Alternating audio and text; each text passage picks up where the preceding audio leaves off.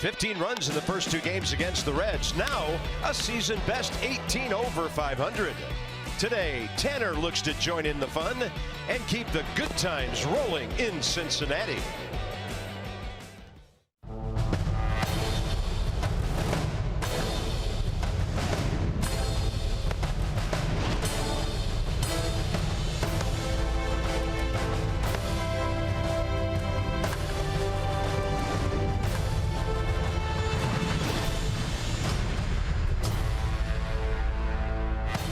Day game after a night game. It was a long one here last night. The Nats had to hold on. They won it 10-7. We've got a bunch of support with Curly W's here at the Great American Ballpark. Bob and Ray, welcome back for Game 3. Tanner Roark gets the call. More on him in a moment, but another guy that begins in R, playing some good third base over there. Anthony Rendon is starting to climb into the top 10 in the National League in a whole bunch of different batting categories. There's not been a better hitter in this league since about mid-May, and driving in runs, home runs. Last night, night before last actually, base hit, driving in a run to center field on Friday night, then comes back with another base hit, double to right center field in that patented stroke. He's hitting it everywhere, just doing everything. Watch the defensive plays here as he dives 2 steps to the left, comes up so accurate with that underhand throwing arm, and the quick 2-step dive, as much range as anybody, as quick as anyone. You know that he runs well, and then watch what he does on a slow ground ball. Charges it, catches it before it can ever hit the ground on that next hop.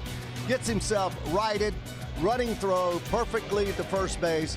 Become one of the best third basemen in the game. Then last night, 2 home runs, a little 2-run shot to left center field, and then later on, grand salami. High breaking ball. You hang them, we bang them. Usually not for 4 runs, though, in one swing. Yeah, we didn't know it at the time, but the Nats would need that swing to hold on and win the game. So as you peruse the numbers of success for Rendon, he's on a 9-game hitting streak. He's been on base 12 of his last 14 plate appearances. That's amazing, and he fits very well into this offense. For example, today Ryan Zimmerman gets a day off. Adam Lynn plays first base, and with Rendon and Murphy and all these other guys and Bryce hot as he is, you don't miss a beat. You really don't, because you have that depth there, and Rendon has moved into a place in this league as a hitter that he has become a feared hitter, not only just because of base hits like he used to get, but the fact that he can drive the ball and drive it all over the ballpark. Said last night, he's a true number 3 hitter. You know, we have a good one there in Bryce, but this guy could hit number 3 on most ball clubs. Well, good luck, Homer Bailey. The first time he faced the Nats this year was his first time off the DL. Didn't go well for him June 24th. Reds came back to win the game, but the Nats hammered him in under 2 innings. He's 2-2 with an 8.31. More on pitching straight ahead.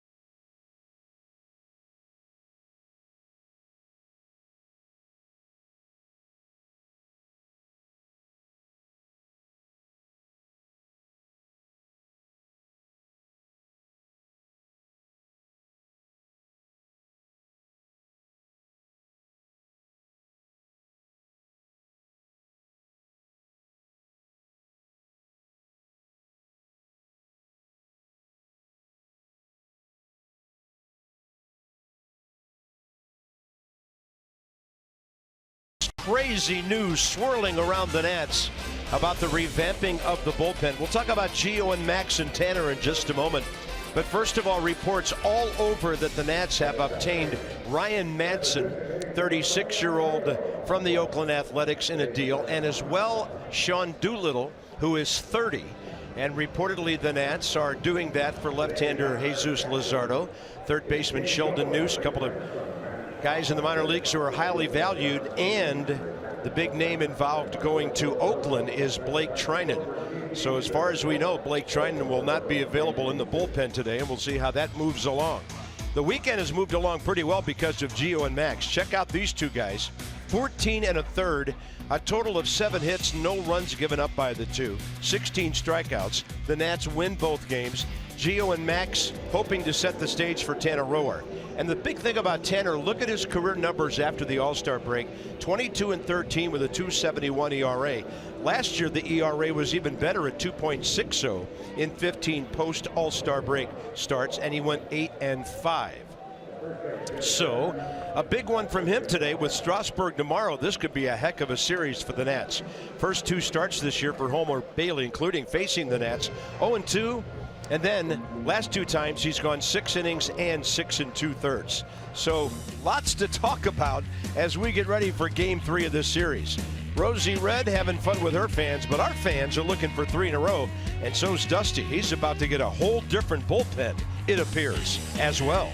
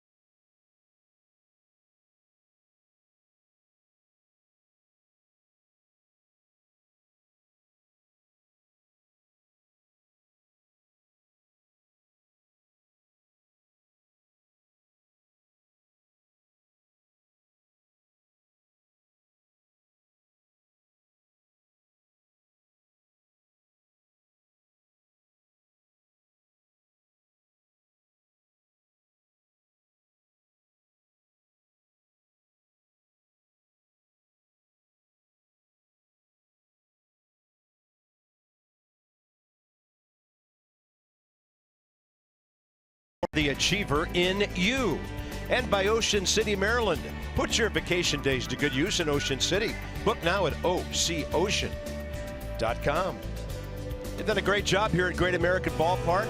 All the surrounding areas, a lot of shops and restaurants and entertainment around here. On your way into the ballpark, the Ohio River behind right field. Bob Henley's ready. He's got the sunblock on. It's an SPF 50 or plus, we understand today. Little humid, 83 degrees, and here come the Nats with Goodwin, Defoe, Harper, Murphy, Rendon, Lynn, Heisey, Lobatone, Roark, and Wilmer. His last 8 games all over the place. 10 hits. Look at the walks. Why aren't they pitching to Wilmer Defoe? He's also scored 5 runs, and his numbers are on the way up. Left-handed 255 and overall 243, and my partner loves the way he plays shortstop. Homer Bailey, 5 games against the Nats career, 1-1, rather 1-4, 6.75, and Ray, here's the repertoire and how often he throws them. Yeah, well, he's a guy that has been really effective when he's healthy. He has had a tough time over the last 3 years staying healthy. Look at the opponent batting average, 365 against Homer Bailey, once through 97, 98, going through a plethora of injuries. Now throws a fastball 93, 94, but he also throws at 91, 92 when he tries to sink it. Generally a 4-seam guy right over the top. And we're underway right on time at 1:10 with Goodwin bumping one off to the left side.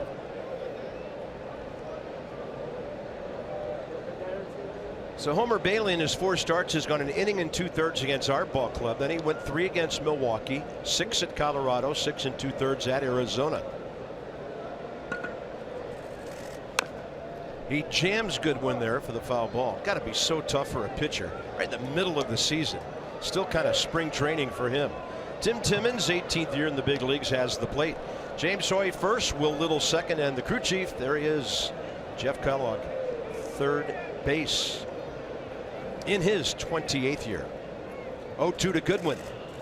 He'll slap it to left, and it's caught by Suarez. Pretty good approach on 0-2 by Bryant. When you're talking cars, you're talking Coons. It's our Coons.com scouting report. All right, Ray, what does all this mean for Homer Bailey? Well, no health cure is that they're hoping that he stays healthy and strong because he can pitch when he is. Early returns, when he goes out there and gets you out the first 2 or 3 innings, he's very tough. They usually get him early, and no-hit stuff. He has 2 no-hitters in his career. He's not at that point now where he throws at 97, 98, but he can spot the fastball. He has a good curveball. He knows how to pitch, and he's a guy that they chose to sign over Mike Leake, and you know how good a pitcher Mike Leake is. And a big swing by Defoe off to the left side. We told you a moment ago about the big trade. The Nats have tweeted that out. So evidently official. And the other thing we heard that's been reported is that when the Nats open up at Anaheim on Tuesday, Edwin Jackson will be starting that game. Another slap to left, and Defoe hit it so hard Suarez couldn't take a swipe at it. The ball's booted by Duvall, and Defoe's going to hustle into second. Where's that throw going? So a base hit by Defoe, and Adam Duvall's 3rd error of the year, putting a runner at second base.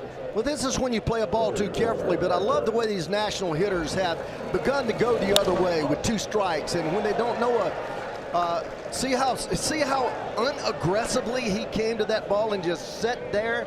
That ends up being a position that your hands get real heavy because you kind of lock your feet in the cement out there. You got to keep charging that ball, keep moving. But Defoe, how about him? He is hitting the ball all over the ballpark and with authority. I mean, line drive that are just frozen ropes. Here's Harper, and Defoe 11 for his last 22. Breaking ball rolls in there and missed. And that's something that you may notice today. If you have any history with Homer Bailey, he has had a great curveball. I mean, one of those top 5 in the league curveballs. That curveball there was just flipped in there and, as you said, rolled right over the plate.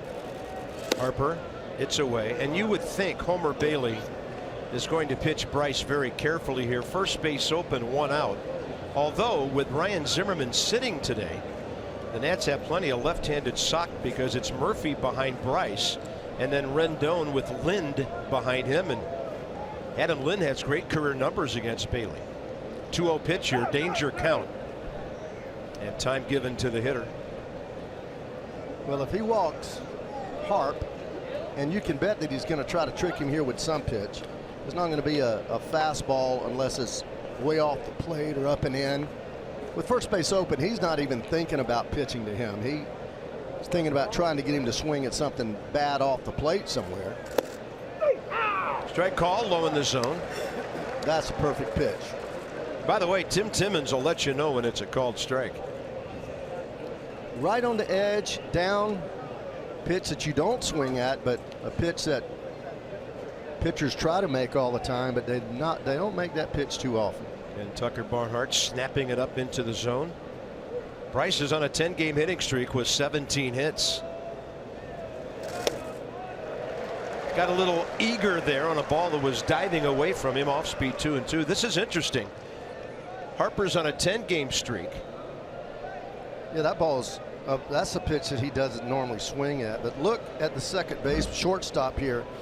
Bryce hit a ball last night, a bullet right up the middle. It hit the top of the bag, and the shortstop was playing right there. You don't see a shortstop playing there. They just don't play that close to the bag. And shortstop last night was actually, they were in a pull position, but with the shortstop directly behind second base bag. So you got Harper hot. Murphy's on a 6-game streak with 12 hits. Rendon's on a 9-game streak with 15 hits. So the middle of this order is absolutely sizzling. And by the way, our good buddy Kyle Brostowitz from the Nats Media Relations Department just handing us the official press release as the Nats get Ryan Madson and Sean Doolittle. And it appears they didn't have to touch any of their top prospects in the minor leagues. 3-2. Harper swinging a miss. So pretty good off-speed stuff by Homer Bailey to get Bryce Harper in a dangerous situation. Reds are 4th in the league in defense. They just made their 46th error. Duvall and Hamilton each have 7 assists. Peraza and Scooter Gennett up the middle. Zach Cozart has the day off. Suarez and Votto at the corners. And Tucker Barnhart, he's Mr. Ironman back there, playing a lot of games for the Reds, and all 3 in this series so far. And by the way, the Nats have not confirmed that it is Edwin Jackson starting Tuesday in Anaheim, but it was reported by Jorge Castillo of the Washington Post. At least that's the first one I saw. Ball 1 to Murphy. Murph 2 for 4, didn't play Friday night. So that was last night. Couple of RBIs and a walk. And he's 3 for 7 career against Homer Bailey.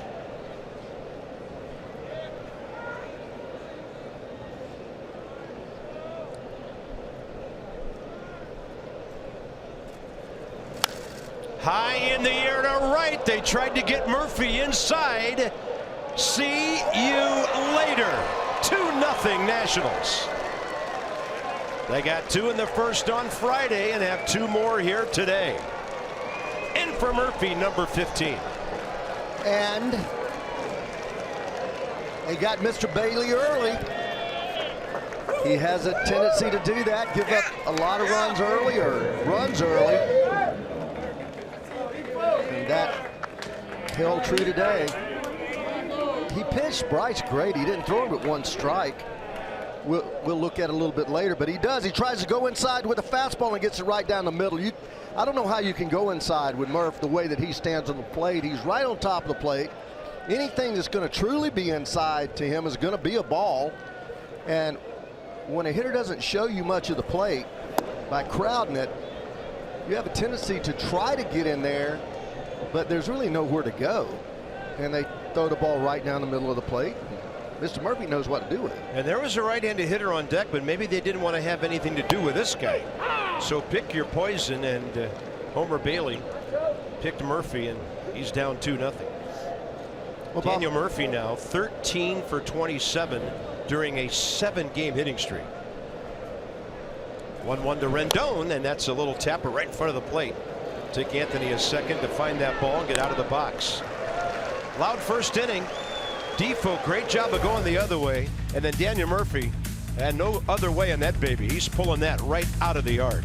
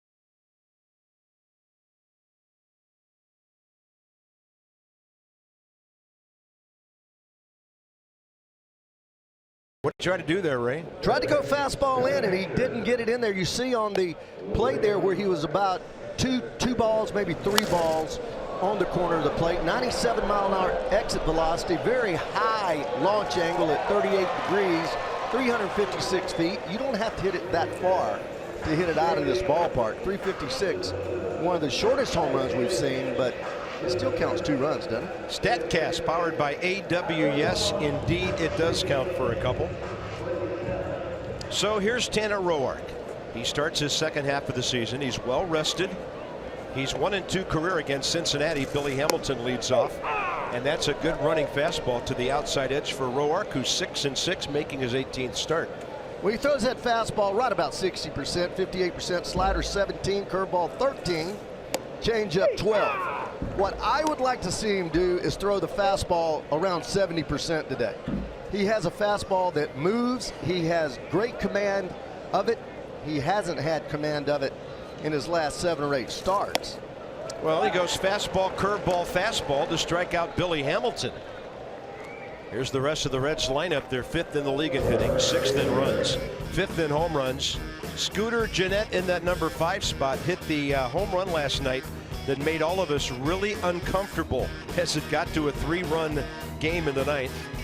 They're giving Scott Schebler the day off. Zach Cozart, 1 for 12 career against Roark, isn't in there. And the number 2 hitter today is Jesse Winker. 0 for 1 as a pinch hitter in the series. He's 23 years of age from Buffalo. I heard you say it last night, Bob. What's the most important pitch in baseball? Strike 1. Yes. Greg Maddux, better known as the brother of Mike Maddux, used to always say that the best pitch in baseball was a first pitch fastball with movement for strike 1. That ball's hit hard up to right center. Over to cut it off, Bryce Harper, and Jesse Winker's aboard for Joey Votto. Coons.com with our scouting report. When you're talking cars, you're talking Coons. What's up with Tanner here, Ray? Well, sorted out. He's been thinking so much out there. So much has been going on in his mind. He hasn't been able to pitch calmly. You can tell he's just been grinding. The location. We already mentioned that with the fastball. When you get the 2-2 count, 1-2 count, he's got to be able to make that pitch. He hasn't been able to do that lately. Pitch efficiency, my goodness. In the past, he's been a guy that's had 15, 16 pitches per inning. He has been running at about 20 to 21 pitches per inning. So he has to get the job done quickly. Throw strikes, throw a lot of strikes, let his natural movement and ability take over and not think too much on that mound. 1-0 pitch to Joey Votto. Swing and a miss. Votto 4 for 10 career against Roark. Checks in 9th in the league in hitting, 2nd in on base percentage, still tied for 1st in homers with Giancarlo Stanton and Cody Bellinger. 26.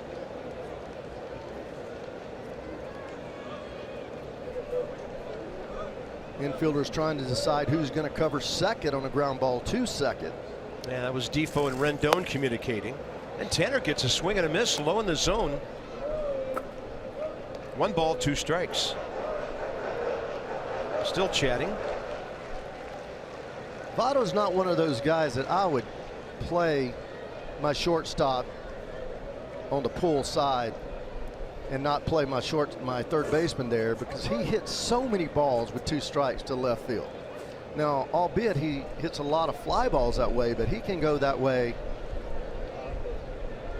whenever he wants to, seemingly. Roark working up and away. 2 balls, 2 strikes. Now this is the pitch. You don't want it to go 3-2. So you want to make a pitch here, your best pitch, whatever that is. And to me, is Tanner's fastball. Whether he chooses to go on the inside part of the plate, moving it back onto the edge, or go away, you have to throw a strike here, a quality strike, and not go 3-2. He tried the fastball. No, that's 86. That's a changeup. Joey Votto, a couple of walks in the series. Nats have handled him well. He was double switched out of the game. the 7th inning last night. After the 7th inning. Look at that pitch cast, how the ball is just scattered like a shotgun. Runner going. That's ball 4 inside, and Votto draws his league-leading 65th walk. Nationals defensively 7th in the league. 85 double plays. Heisey, Goodwin, Harper. Bryan and Bryce have 10 outfield assists between them. So you've already seen Defoe and Rendon communicating. Murphy and Lind on the right side, and Jose Lobaton gets the start today. Good to see Jose back out there. He needs some ABs. It's only his 27th game of the year, and he's had 81 at bats. Adam Duvall 3 for 7 career with an RBI against Tanner Roark. Left side really playing to pull here, and he pulls off that pitch. What I'm noticing here early is Tanner is throwing his fastball at 88 and then throwing it at 94. So I don't know if he's trying to just get up more movement on the two-seamer and throw at 88. But normally there's not that much discrepancy between his two fastballs. Good observation. We'll see how it plays out. There's the heater. 95. 95 for strike 2. That's a four-seamer. That's where he throws the ball across the big seams, the horseshoe of the seam, and makes the ball just kind of ride in there. It's generally where you get your best velocity from. That's by 2. Could be a big sequence early for Roark. And this is where I generally looked when I was a manager or a bench coach. You got a pitcher that's struggled. 0-2.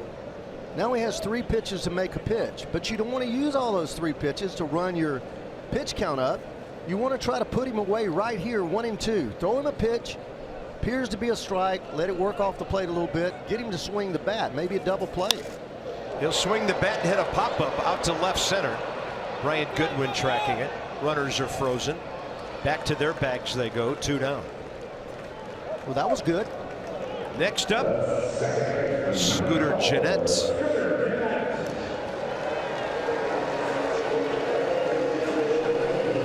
Scooter Gennett was picked up on waivers by the Reds from the Brewers on March 28th. That's amazing. Right at the end of spring training. And then the Milwaukee Ball Club goes out and hammers the ball for the first half of the season. So they're not missing Scooter very much, but he sure has found a nice home here. Hit 14 homers, drove in 56 for the Brew Crew last year. He's 5 for 15 against Roark. Murphy short right field on the shift. Defoe just to the left of the bag and behind it. And a good block by Lobaton on the first pitch hook. First curveball he's thrown today. So we've got him at 77 on the curveball. His changeup was 85. He threw an 88-mile-an-hour fastball, and he's thrown 93, 93, 94, 95 on his four-seamer. So, yeah, first inning's been a real struggle for Tanner. Most recent appearance, 5 innings out of the bullpen.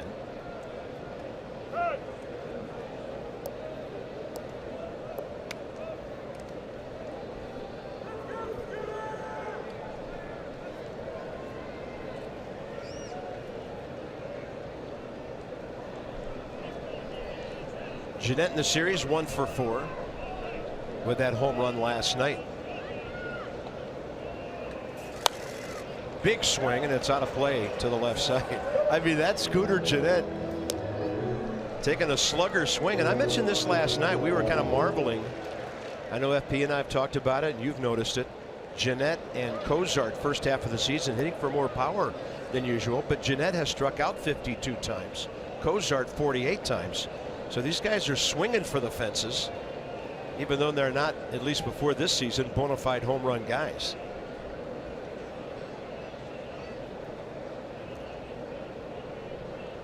One the count.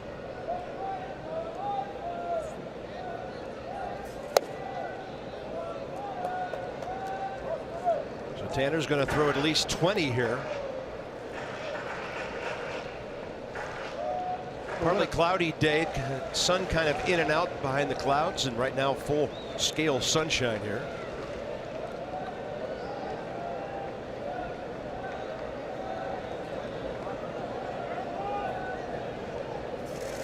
Great changeup. dandy changeup way out in front of that. Recognized it as a fastball that had such good rotation on it, even though it was up a little bit, way out in front of it. Yeah, that was a 95-mile-an-hour swing on an 85 changeup. Here's that 2-2 pitch again.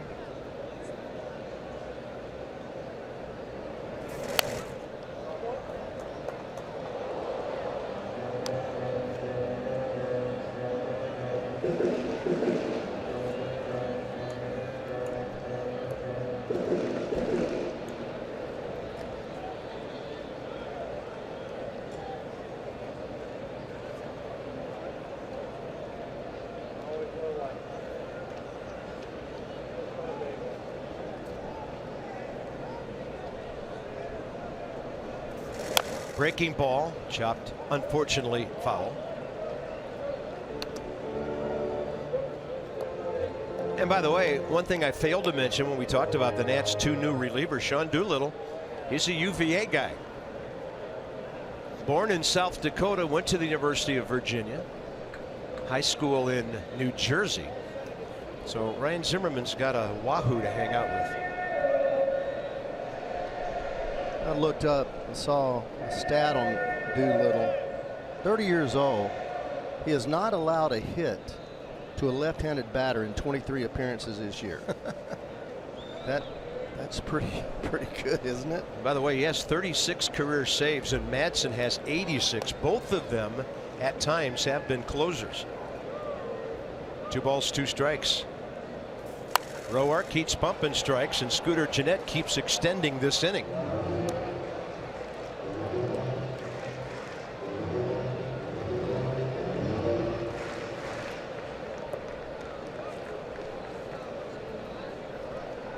Pitch number 8 coming.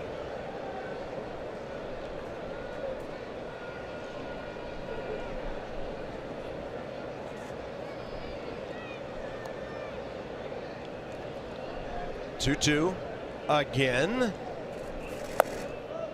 Ball 3, and the runners would be moving.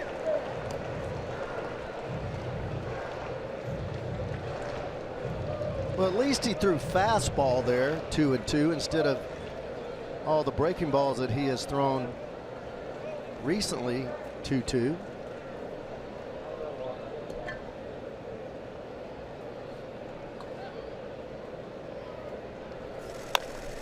Left side, Anthony Rendon. That ball had some side spin on it. He takes it over to Lind, and it took a while, but Tanner gets that badly needed 0 first inning.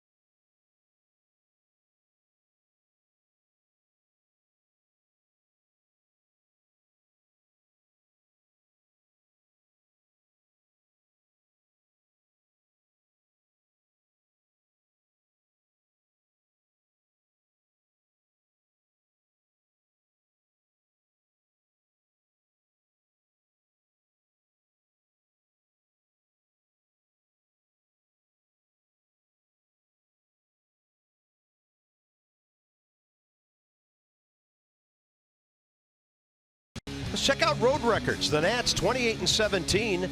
They've won the first 2 here, so they're doing a great job winning almost 2 out of every 3 games away from Nationals Park, and the only better record in all of baseball, the Houston Astros, at a ridiculous 33-11. Max Scherzer got his job done last night. That was a crazy first couple of innings for Max. Got through 6.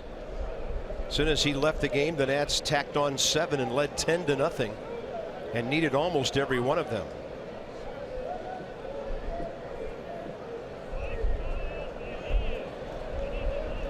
Lind, Heisey, Lobaton. Strike 1. Adam Lind hitting .300 with an on-base percentage 65 points higher than that, and he's 3 for 3 against Homer Bailey with a solo shot. And how about a base hit going the other way, and that's going to be a couple of bags for Lind down to the left field corner. And how about these left-handed batters today and what they've done against Bailey? Goodwin a hard line out to third, Defoe a base hit, and now Lind. Well, maybe the scouting report just said he throws the ball away, away, away, and to go that way with him, because that's exactly what our hitters have been doing. So Adam Lind, 8th double, 14th extra base hit. And Chris Heisey, I don't know if he knew it this morning when he came to the ballpark, but he got a base hit added to his resume overnight when, and I think this was the right call. We talked about it last night. They took that error away from Eugenio Suarez last night on that bad hop smash in the 8th inning and gave Chris his 8th base hit of the year. And I don't think the third baseman's upset about that either, because that was not an error on him. That ball was killed. So sometimes your batting average goes up while you're sleeping. Inside, 1-1.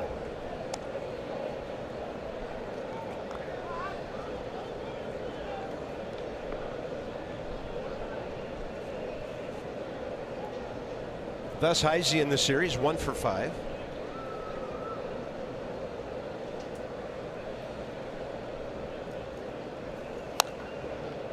Off to the right side, and there's very little room here for foul balls. That's another thing pitchers don't like about this place.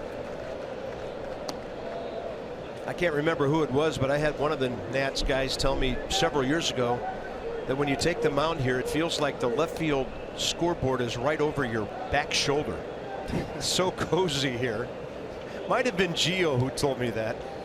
328 and 325 down the lines. It's really cozy to right center.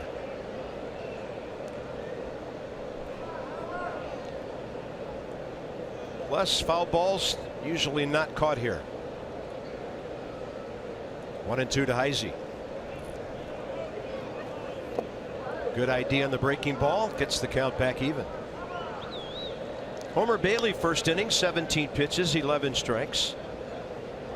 So the Nats start the day 3 for 6.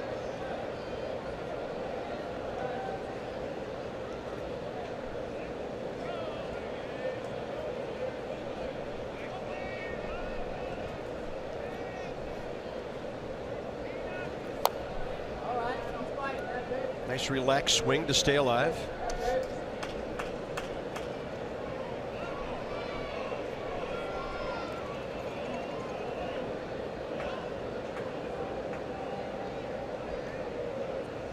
Well, when you start this at bat, you start it trying to get the ball to the right side to get the runner advanced to third. Once you get 2 strikes, you're just trying to make contact.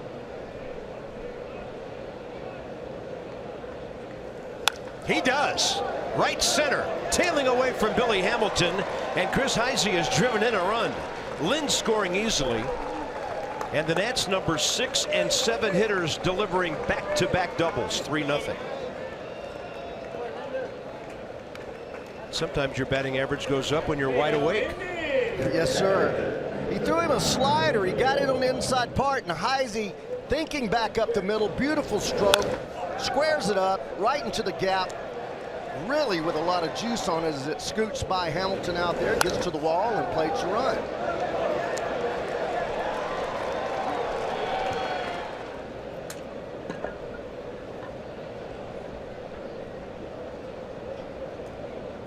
Here's Lobaton. That was definitely a left field swing. Pitch was inside. He took an inside out effort. Now he's looking at the trademark of his bat. Trying to make sure he didn't get a hairline fracture there.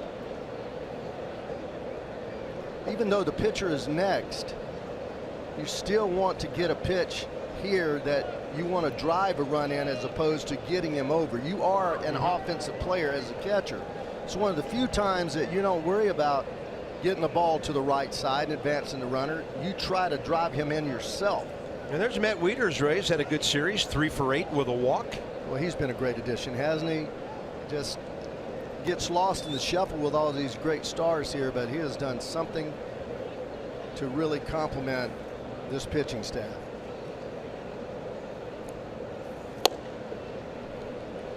One.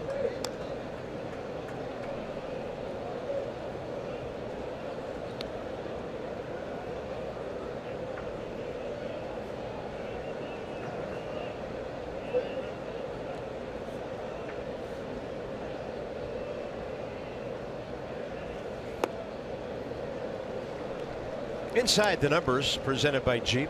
Season series Nats have won 4 out of 5, nearly doubling up on the runs, and 7 of those Cincinnati runs came very late last night.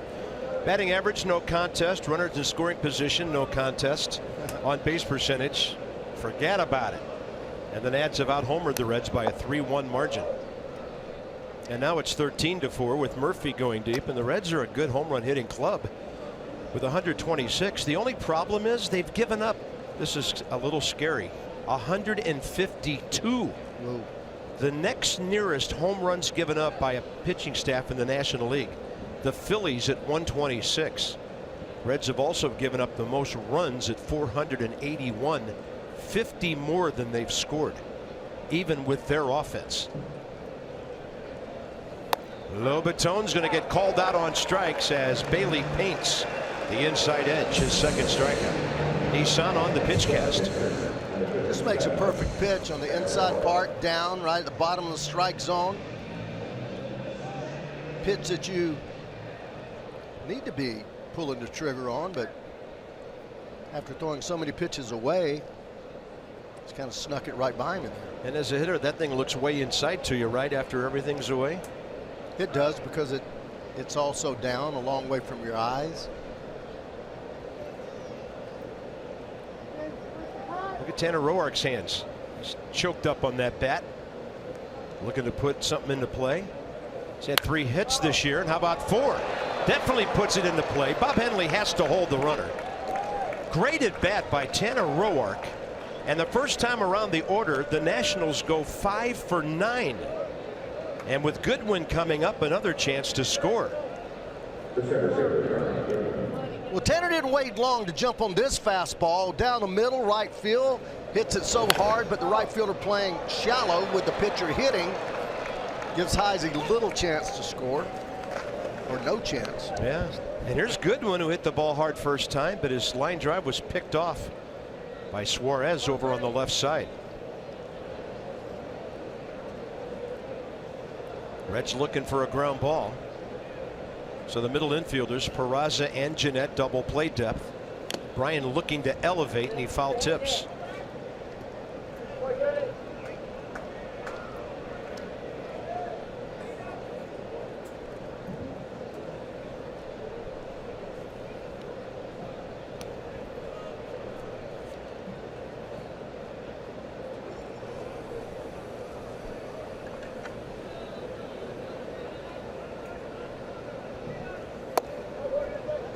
One.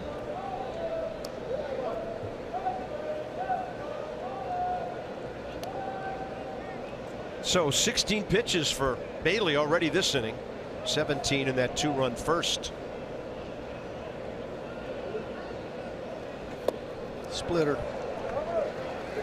Nasty, huh?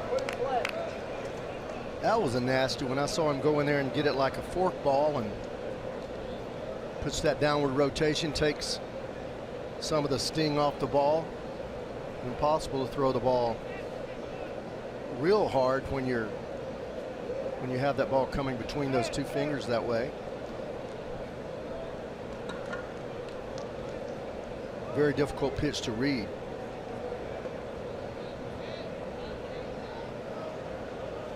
Way inside and nowhere to go. Brian Goodwin hit hard by that pitch. Heisey comes all the way down the third base line to pat him on the shoulder, and the bases are loaded for Wilmer Difo. He tries to throw a slider down and in, he just pulls it. About 8 inches, 9 inches. Where they hit him on the front foot? That did not have a good sound. So Difo steps in. Great swing first time. A line drive base hit to left. Went to second when Duvall booted the ball in left field and then scored on the Murphy home run.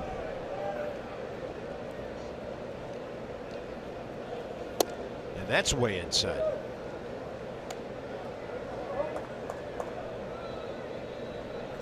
The fastball seems to be the only pitch that he's been able to get over. He threw that split finger that was a good located pitch, but hasn't been able. Only one curveball strike that I've seen. Sliders have all gone missed on the first base side. There's another curveball that misses out away. So he's not really controlling anything but his fastball. So to me, as a hitter, I eliminate everything. I look fastball out away from me, and when he throws a fastball, he has a tendency to throw it for a strike. And maybe not confident in those secondary pitches to throw him in the dirt. He's behind 2-0 now. And Difo hits it hard down to Votto. He's going to get one out, and everybody else is to their next bags, including Heisey, who scores, and a productive out for Wilmer Difo to make it 4-0. Bryce's last at bat, he pitched him pretty tough. They went with him, curveball up out away from him, came back with a fastball away, 2-0. You think they're going to walk him, perfect pitch away, then it goes out and away from him, way out, and he chases that. Slider down and in, misses. Then the probably the split finger at the bottom of the strike zone. So he really only had one pitch to hit. Unusual for Bryce to strike out swinging at bad balls, but he swung at a couple bad pitches on that at bat. First base open, 2 outs, but Murphy on deck. 4-0 Nats, out hitting the Reds 5-1.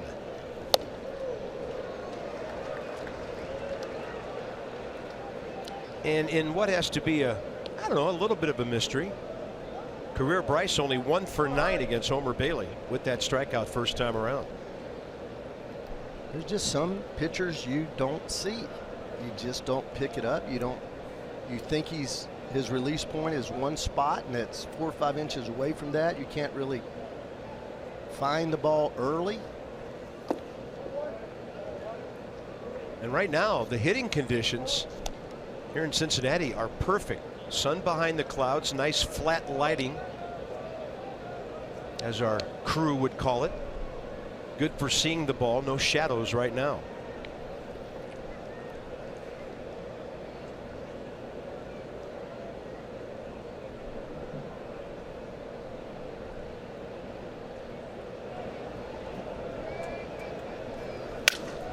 Busted bat. Oh my goodness, that bat went screaming into the seats. And the ball caught. Bryce is retired. The barrel of the bat went as quick into the seats as anything I've ever seen. Everybody looks okay.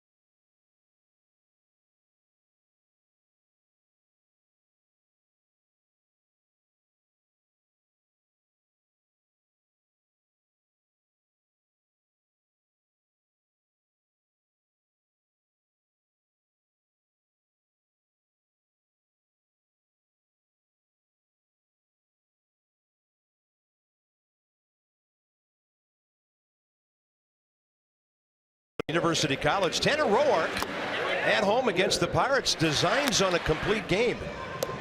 He had some unhittable stuff that night. He had the good run on his fastball.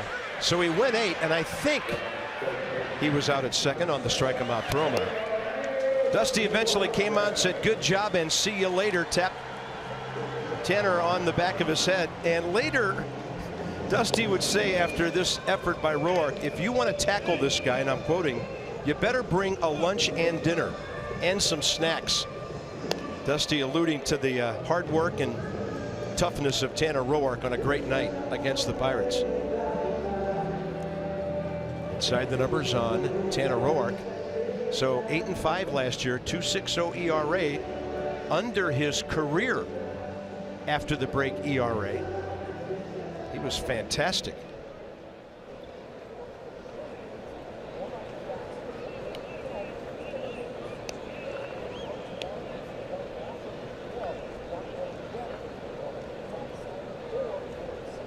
Finished the season 16-10.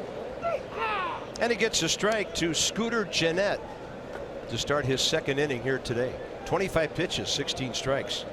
First inning. Eugenio Suarez, pardon me, the leadoff guy. And a swing and a miss. And Ray, again, we're seeing that fastball humping up to 95 here. Well, his fastball is good enough at 94, 95, I would say good enough, and he's got great movement on it. I just don't think he's been throwing it enough.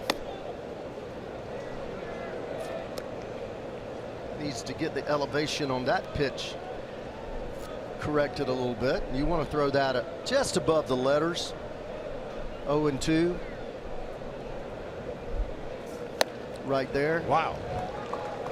Yeah, 92 on that one. Tanner Roark, second swinging strikeout. He gets each leadoff guy in Mercedes-Benz on the pitch cast. See, if you get much higher than that, the hitter will just lay off of it. He recognizes it, but you throw the ball top of that strike zone on up another inch, 2 or 3, very difficult to get your hands up on the ball and make any kind of contact. You probably see as many strikeouts on the ball elevated as you do anywhere else.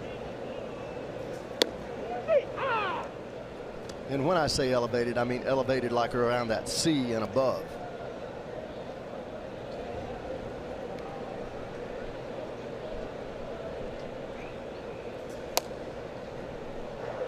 '96.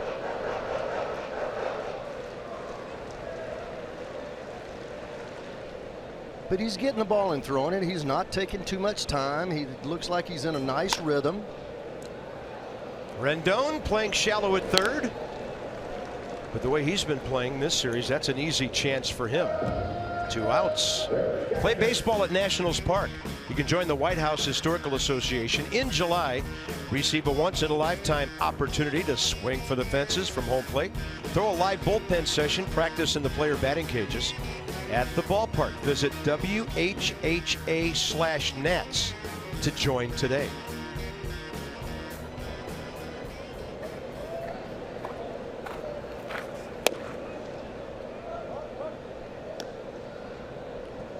And the more you throw a pitch, whether it's the fastball, curveball, changeup, the better chance you have to executing that pitch.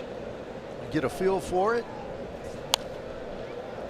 And we had hoped, Bob, you and I talked about him using his fastball more today, and we hoped that he would. And so far, he's begun to do that. After the first 7-8 pitches, he spun a couple of breaking balls, a couple of two-seamers in those first 8 or 10 pitches. Now he seems to feel comfortable with his fastball. Breaking ball here. And it is foul the other way, maybe by a foot, as Tucker Barnhart tries to turn the lineup over here. This guy's a good hitter from the left side. 299. Look how much that ball cuts. It starts. I've had balls hit right over my head at third base when I'd be 15 feet off the line that would end up foul by 5 or 6 feet. So right-handers hook it, left-handers cut it. It left a mark. Left a mark, didn't it? Like one of your divots. That wasn't that deep. 1-2. And this one out to left center. Well hit. Goodwin's going to run it down. Just this side of the warning track, and Tanner Roark with a nice quick second inning. Look out, here comes Murphy, and look out for the guy behind him.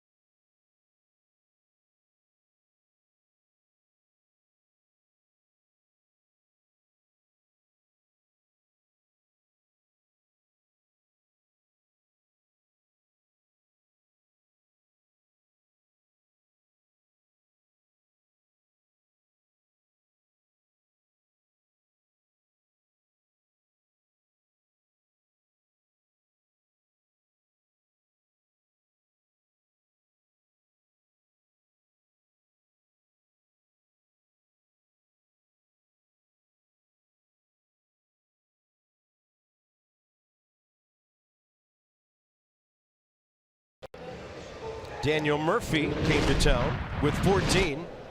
So they've added some as a team and some for him as well. The Washington, D.C.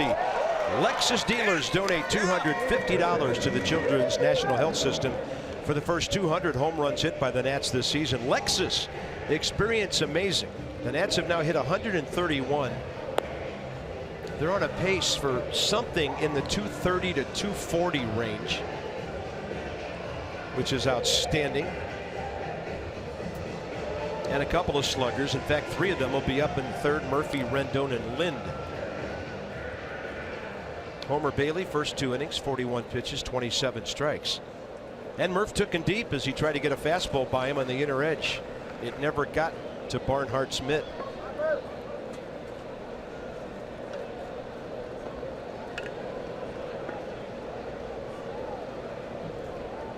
So Daniel in the series, 3 for 5, a homer, 4 batted in, plus a walk. So his hitting streak now is 7 games, 13 for 27. Shift on, down and in. Just so simple in his setup.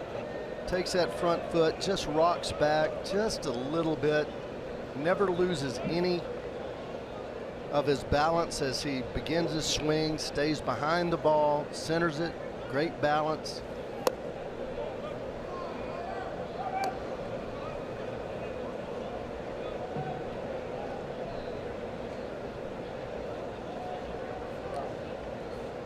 .30,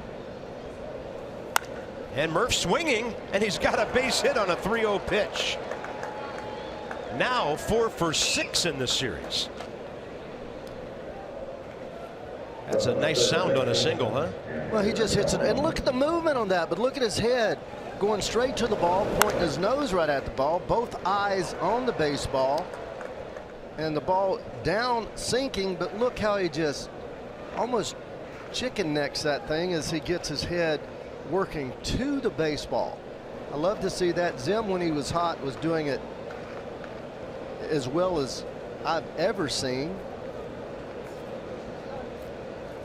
And Murphy rewards himself with a handful of seats. Here's Rendon. Low ball 1. So Anthony, even though he made an out today in the series, 5 for 7. 2 homers, 7 batted in, 3 walks. Trying to get his hitting streak to 10 games. He's going to pop that one up out to right center. Center fielder Billy Hamilton for 1 out. Into the 2 o'clock hour here at Great American Ballpark in Cincinnati. Capacity just over 42,300. Opened in 2003, and A guy who played next door, Ray Knight, sitting by me, and the big news, the Nats get right-hander Ryan Madson. Check out the numbers, and lefty Sean Doolittle for their bullpen, and trade prospects Jesus Luzardo, Sheldon Neuse, and Blake Trinan. And I just want to say something. Whenever the team makes a trade, we're all excited about the guys coming here, right? I want to wish Blake and Katie the very best. Fantastic young people, one of the nicest couples I've ever met in this game, and we just want Blake to know that he can take all of that great stuff of his out to that big canyon of a ballpark in Oakland and hopefully do really well for the A's. And Katie, we wish you well, because we know both of you are handling a big time move right now, and we wish you nothing but the best. Fly ball to left is going to drop. Is it fair or foul? And just foul. Just to chime in a little bit on that, Blake needed to change. He needed to change. Sometimes when you are in an organization and you've had success and all of a sudden you go to a different role, or things just don't roll right for you and it just digs a deeper and deeper hole, people expect so much out of you, and then they start to become negative, and all you hear is negativity, and that pulls anybody down. So he gets a fresh start. Certainly he doesn't want to leave the organization, but you know, it's going to be a positive for him because the kid has great stuff, and it'll be a good move for him. And we've acquired two outstanding arms. Good job by Homer Bailey of jamming Adam Lind. That was funny. I had already written an 8 down in my scorebook when the rookie Jesse Winker cut in front of Billy Hamilton, and they're having a little talk about that. He said, "Don't be coming over here in my territory, boy. That's a put out for me." Yeah, I'm not exactly the slowest guy in baseball playing center field here. And he says, "What does 'I got it' mean to you? Tell me what 'I got it' means to you."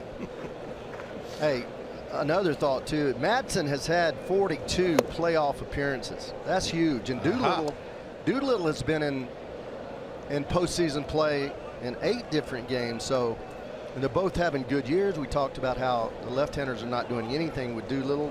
Madson had 30 saves a couple of years ago. So, 2 veteran acquisitions that really should settle this bullpen down.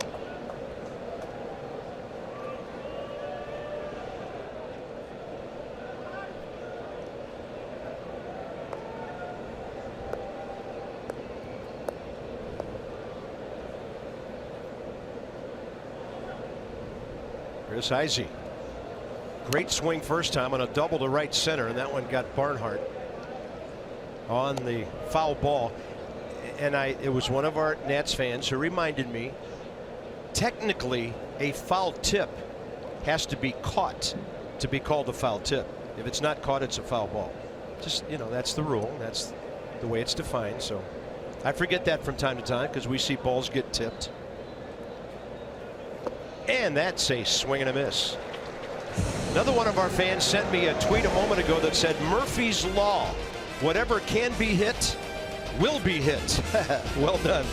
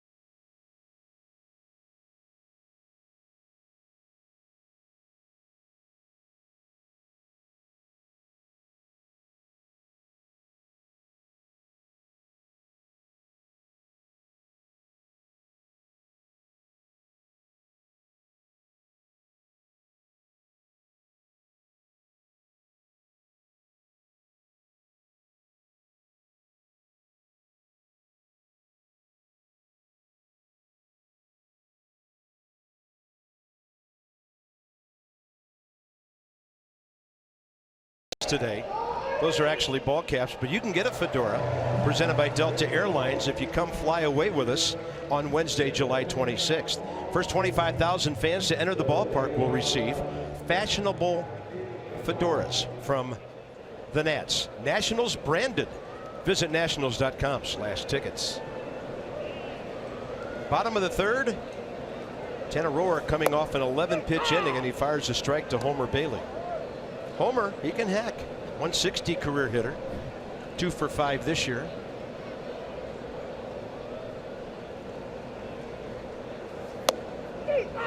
And he owes Roark a base hit after Tanner went up first pitch swinging in the second.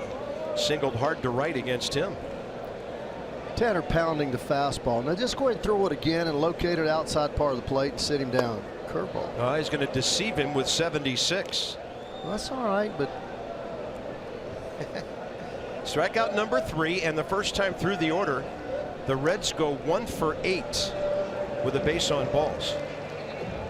Why is he standing on first? Did we have catcher's interference or something? I mean, it looked like he missed the. Did the ball hit the ground and then the Nats threw it around and he gets first base? The ball hit the ground and Lobaton threw to Rendon to throw it around the horn rather than throwing it to first base. So the batter gets the bag. it doesn't matter if it hits the ground if he swings and misses it.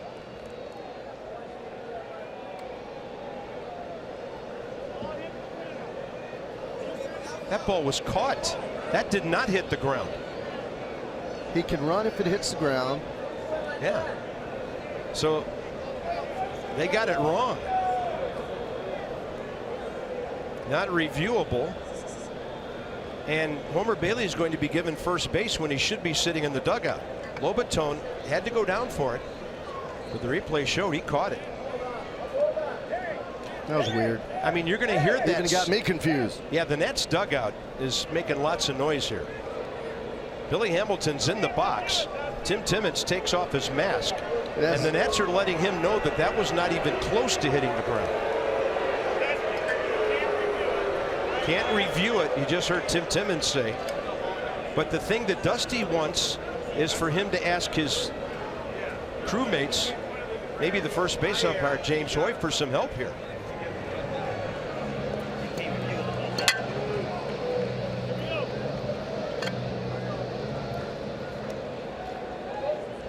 Somebody's got to see it. Home plate umpire is not going to see that. He's just not going to see it. He's blocked out by the catcher. It should be the first base umpire since it's a right-handed batter. Let's see this ball go right into the glove, right there at the bottom, all the way into glove. The only thing that hit the ground was the web of the catcher's mitt. They give Jose Lobaton a pass ball for that. And now they follow it up with a Billy Hamilton base hit. So 2 on, nobody out. Just like that. And the Reds have their second single of the day. Billy Hamilton's having a good series. He's now 5 for 11.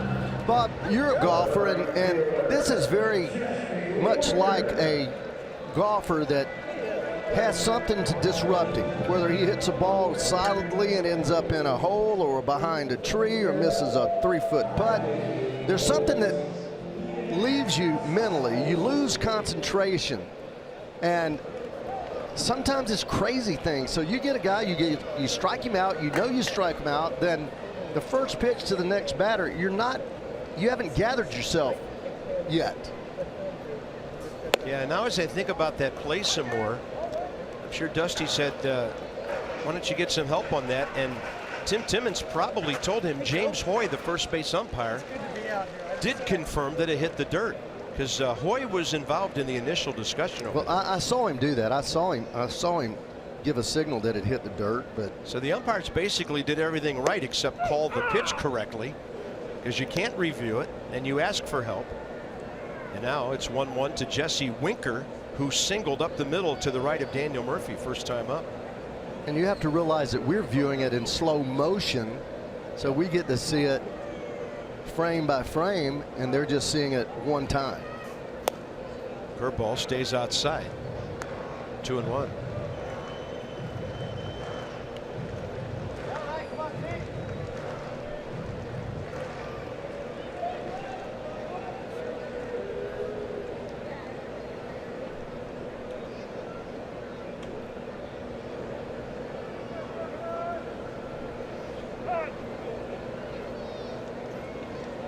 Let's see how Tanner, who's always been a bulldog and wasn't really affected by adversity, let's see how he responds to this. See if he can make a pitch and get a little ground ball double play. 2-1. He's going to get a bouncer foul. I don't know, maybe a lesson for young catchers. If you catch strike 3 and the ball's in the dirt, maybe you throw it to first no matter what. Because by the time you throw it around the horn, the hitter's on first base. Well, you can just turn around real quickly and ask the umpire. I mean, you can. I mean, if you think that but he caught that ball so cleanly that he just did what he's done thousands of times. Yeah. 3-2 now. The last thing you want to do is walk Jesse Winker in front of Joey Votto. Well, you have a 4-run lead. So if your fastball is a pitch that you know you have to throw, go ahead and throw him the fastball. I don't care if it's 3-2. Throw him the fastball and trust it. Don't try to trick him with a breaking ball. Oh boy. What was that pitch? It looked like a good pitch to me. A little inside maybe. Second walk, and Votto now with the bases loaded. Mike Maddox, an urgent visit. Nissan will track it. Yeah, just a tick in.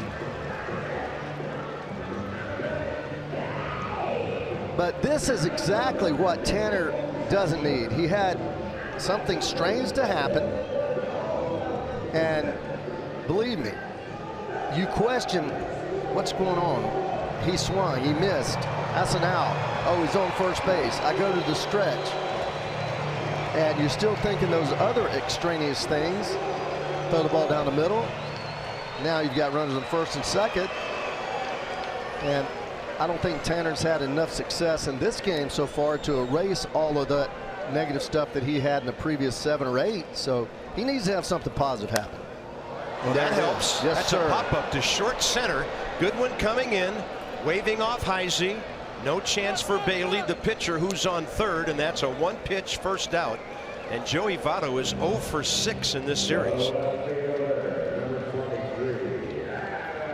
After walking him first time, Tanner gets a 1-pitch out, and Adam Duvall is next.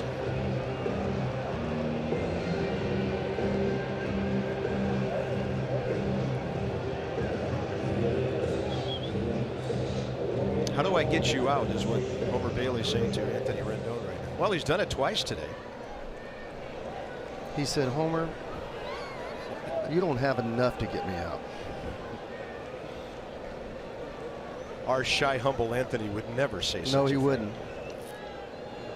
So here's Duvall now. He had a fly ball to Goodwin first time. Bouncing ball. Booted by Defoe, and they get nobody.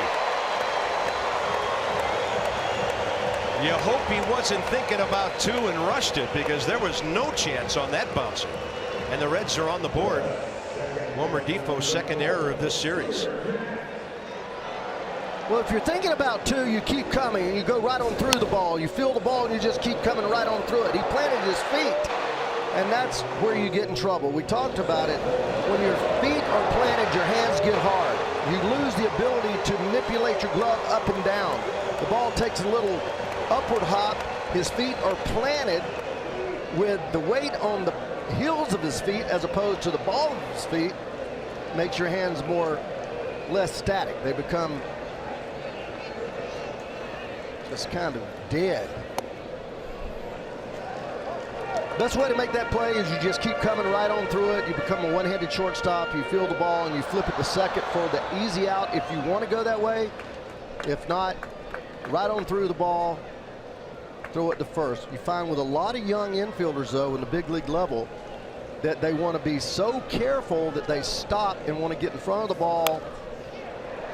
That one to Lind. He thought about a throw to short, goes to the bag, and the Reds score again. no way you're going to have a play at the plate with Billy Hamilton running. Well, you eliminated that when you decided to play back. We had the infield back, ball hit to you, you just go in and getting the sure out. RBI for Scooter Gennett, his 52nd. And Eugenio Suarez will be the hitter.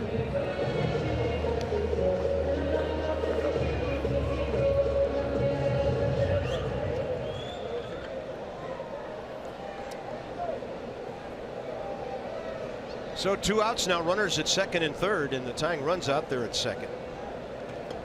Roark struck out this free swinger first time up. And he was trying to make it 5-4 right there. Well, Tanner cruising along, only 1 hit, strikes out a hitter, give him first base, gives a base hit up on the next pitch, walks the next guy, makes a good pitch to Votto, and then double play ground ball, or a ground ball that at least gets you 1 out. And this one out to center, not hit that well, but here comes Goodwin. He read it fine. Reds pick up a couple. 4-2 game now into the middle innings.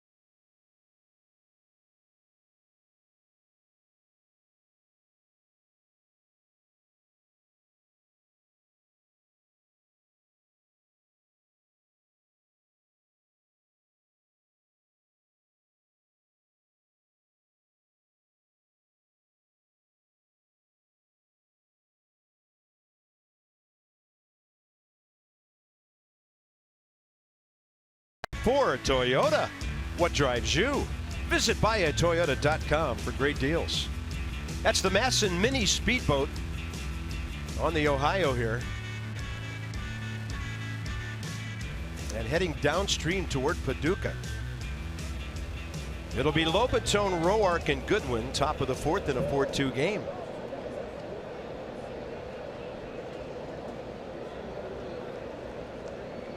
Lobaton called out on strikes first time on a pitch right under his hands on the inside edge.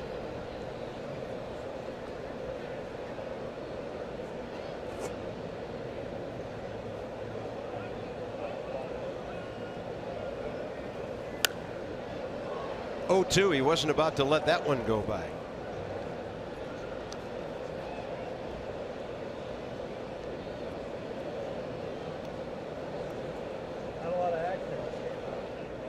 Homer Bailey, lots of pitches, 54 in the first 3 innings.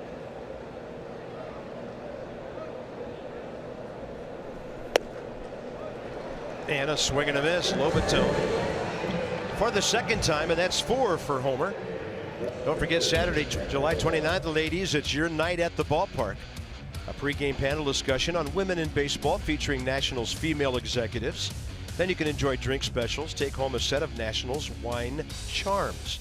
One lucky fan will win a trip to the MGM in Vegas. Nationals.com/special ticket.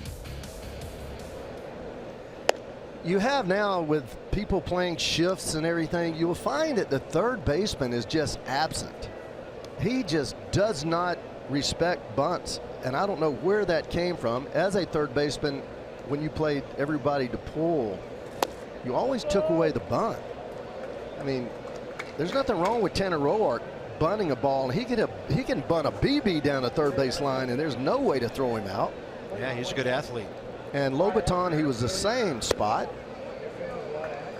Just going to keep an eye on how deeply they play, because that's a lot of base hits out there, boy, especially early in the inning with none or one out. Get somebody on, you don't know what's going to happen. Nobody digs the bunt anymore. 3-0. And by the way, Homer Bailey with his spikes was doing some cleanup there. He didn't like the way he landed after that pitch that made it 3-0. Well, Homer's starting to do what Homer has always done. He gives up the runs early, and then he settles down and gets in a rhythm and becomes a very tough customer. Breaking ball. And by the way, if you're wondering, Adam Duvall got an RBI on the ground ball to short. You can't assume a double play. So he'll get an RBI, his 63rd on that ball to Defoe, even though it was booted, because Bailey was going to score from third anyway. Oh, that's on the front door. Tanner Roark looked back to Tim Timmons as if to think, I'll take that call. Mercedes-Benz, 3 Ks in a row. He throws it right on the edge, inside corner. Had plenty of the plate. At least 3 inches of it. And because of the pass ball and the error, both runs unearned on Roark's ledger in that 3rd inning.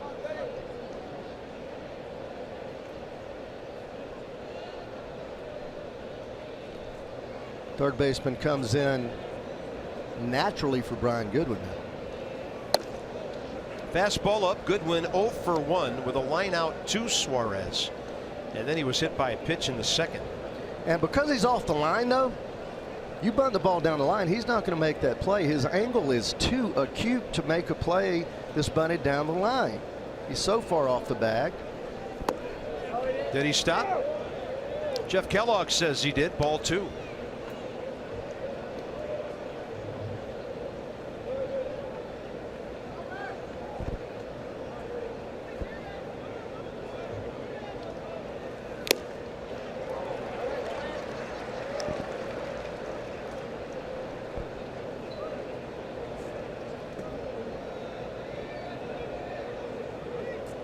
Pretty much straight away against Goodwin.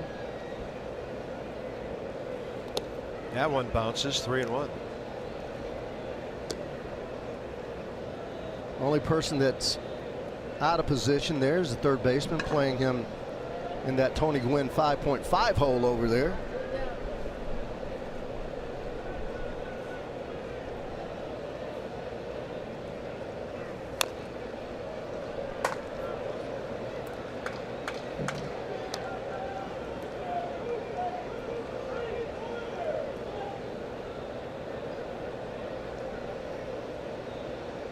Throwing that fastball here, a little bit down, just a little in. Let's see if he can take it out there into the Ohio, because he likes the ball in the middle. He's going away with it. He's going to try to go away with it. 3-2 pitch. And a good idea by Goodwin with a left field looking swing. See, that's he's throwing 93, 94, and there's the 88-mile-an-hour two-seamer that he's throwing. He tries to start it on the outside corner and have it move away 3 or 4 inches, which makes it long on the bat. So you hit it down on the end of the bat. Now he's opting to go back in. This should be a fastball. It is, and he jammed him with it. Scooter Gennett. Homer Bailey settling down. That's 6 in a row for him, and 8 of the last 9. But the Nats still lead by 2.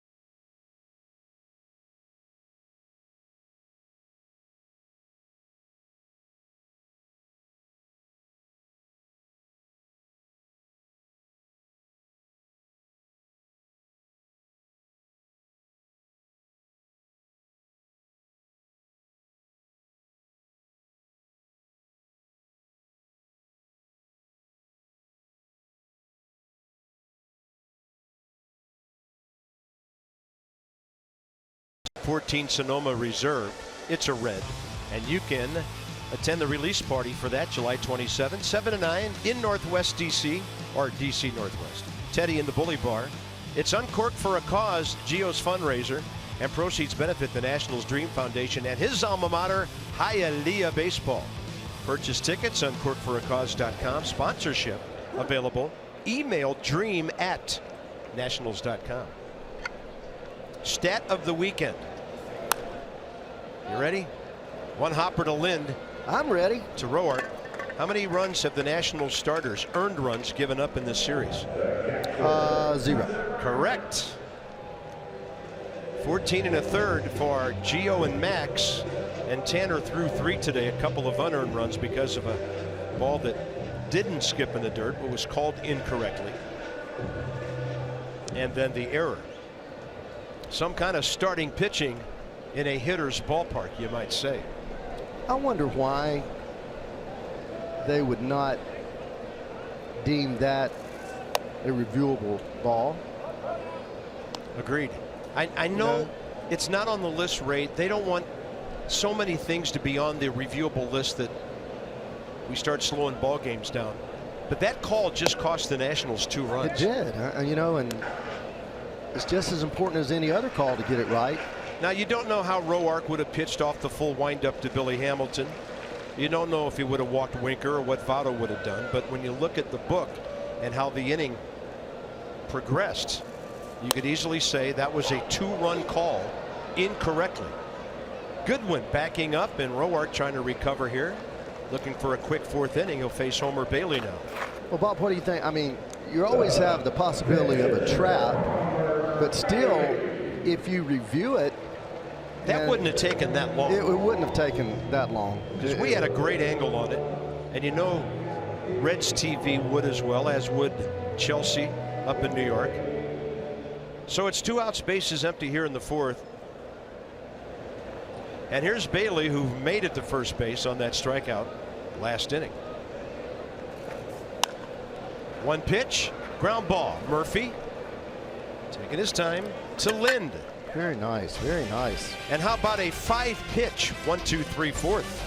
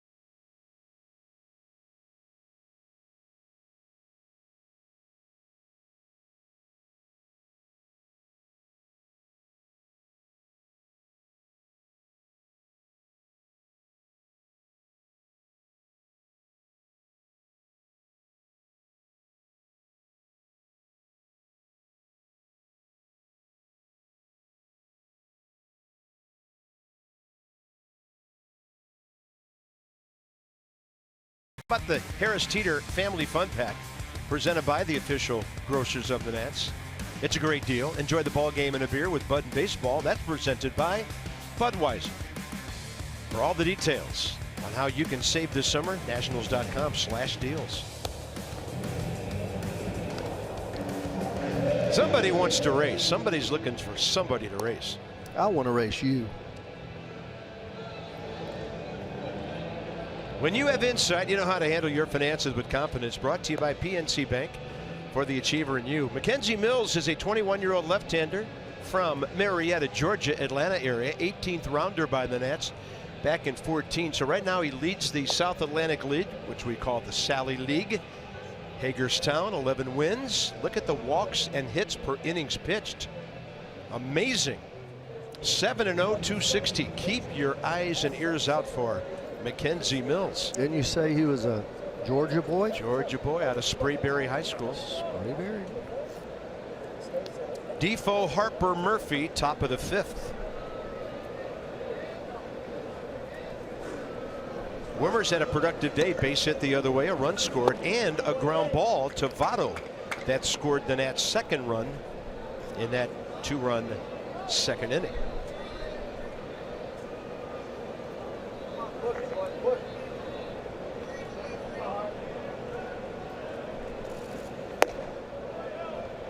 Two and 0.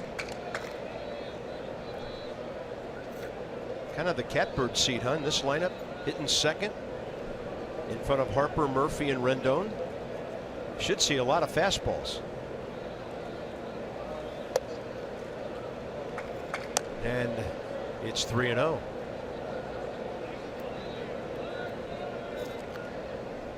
You let him swing here? Do you want me to go Daniel Murphy and say, have you gone to Fangraphs? Why swing? It's a 4-pitch walk, and that's the last thing Brian Price wanted to see Homer Bailey do. Let's go inside the numbers, brought to you by Jeep. We got a great producer in our truck, but this team has 4 of them. And look at the RBI totals. 4 guys over 60. The only major league team that can make that claim. Anthony Rendon is just out of the top 10. 62 right now gets you in the top 10. Bryce Harper is 4th. Daniel Murphy is 7th. Ryan Zimmerman, of course, in the mix there, not in the lineup today. And Anthony Rendon, who's in the hole now as Harper steps in. He's throwing Bryce a lot of breaking balls. The last time up, he threw him the fastball inside and jammed him on a humpback line drive to the second baseman right over the bag at second. But the breaking balls have been balls. They haven't thrown him breaking balls for strikes. Going way outside again. And Bryce Harper thinking about bunting with Suarez nowhere near the third base line. You're going to have to change something if you constantly are giving up base hits on bunts. And you know, there's nothing wrong with Bryce bunting, getting another runner to second base. First and second, nobody out with Murphy coming up. He doesn't have to always hit a 2-run home run. You know, get on base. 1-1. He's a little tardy. He's not. You don't see that very often with Bryce. He has been late on a couple of those fastballs out away from him, and you just don't see him late getting to the ball. Well, your point's well taken, Ray. Whenever you see a bad matchup between a batter and a pitcher, and you would think it would be otherwise, it's got to be picking up the ball. Because there's no way you would think Bryce's 1 for 10 career against Homer Bailey. It's a small sample. They're not in our division. The Nats don't play the Reds much. But obviously somebody's seeing Homer really well, and a couple of those are in our lineup. I used to come back in the dugout and I said, man, this guy got better stuff than anybody I've ever seen. And other guys said, man, he's got nothing. So, oh gosh. Yeah, there's always that couple of guys for every hitter. And then when you played with Pete Rose, everybody had nothing. I'd say, hey, Pete, what does he got? Nothing. Pete, what does this guy? Nobody had anything against nothing. Pete Rose. No. He didn't think they did. StatCast brought to you from Fios by Verizon. Fios is not cable. We're wired differently. GetFios.com. On the move, and a Harper foul. But see Wilmer how Depot had a good jump. See how late he is on that ball. That ball he almost took out of the catcher's mitt, and it was a breaking ball. It was a slider at 88. Well, and Ray, maybe Dusty recognizes what we're talking about here. And to make something happen, he's going to at least try to get Defoe to second, even if Bryce doesn't make contact. Well, we haven't tried to run hardly at all since Trey's been gone. He's going to throw over here to first. He should have. 2-2. Well, he actually gave the thumb to throw over, and I don't know if Homer actually picked it up.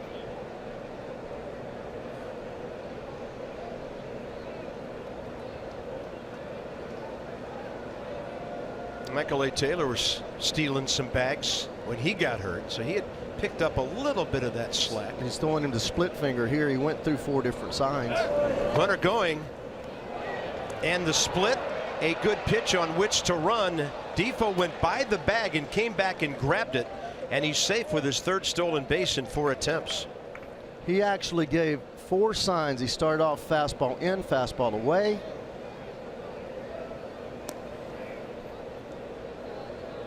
Bailey thought the initial tag got Defoe maybe on the leg as he went in head first.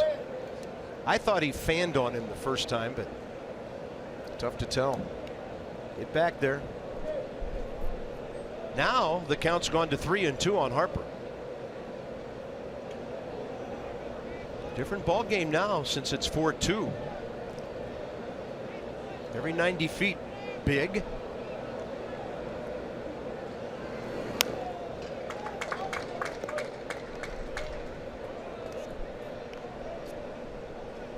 I've not seen Bryce Harper choke up, but he actually went up on the bat a little bit there. He's got this little knob on his bat. Generally, he's right down with his little finger right over the end of the bat, and here he's actually up about a half an inch. Yeah, how about that? 2 inches. I like it. Me too. A lot. Because the way the ball's moving around yards this year, guys are not losing any power by choking up.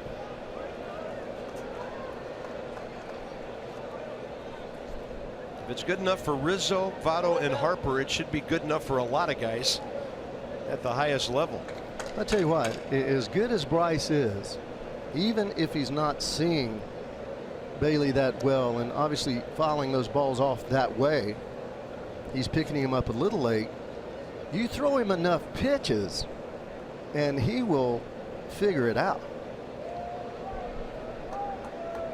This is his 9th pitch in this at bat. Yeah, good battle here. Full count still. And Harper's going to chop it foul. Took that last hop and made a right turn. Well, I've seen Bryce have some funky swings against left-handers. I've not seen him have this many off-balance, kind of out front, more of a flippage type swing. So I've convinced myself anyway that he's not picking him up. Hey, when in doubt, flippage is not a bad thing. Flippage. Look at this AB. Look at those balls. He is going up, up, out, out, down and in. First pitch down and in. Everything else either up or out. And then he walks. 2 walks in the inning, and that's the kind of thing, an at bat like that, that can really shorten the pitcher's day. So 10 pitches for Bryce right there, and now Murphy and Rendon the next 2. Yeah, Bob, not only does it shorten your day, it generally takes away from your stuff. You only have so many bullets that you can throw. When you throw them all to one hitter, then it starts to flatten out a little bit. And your chances of making a mistake are highly exaggerated. He's going to nothing but breaking balls right now.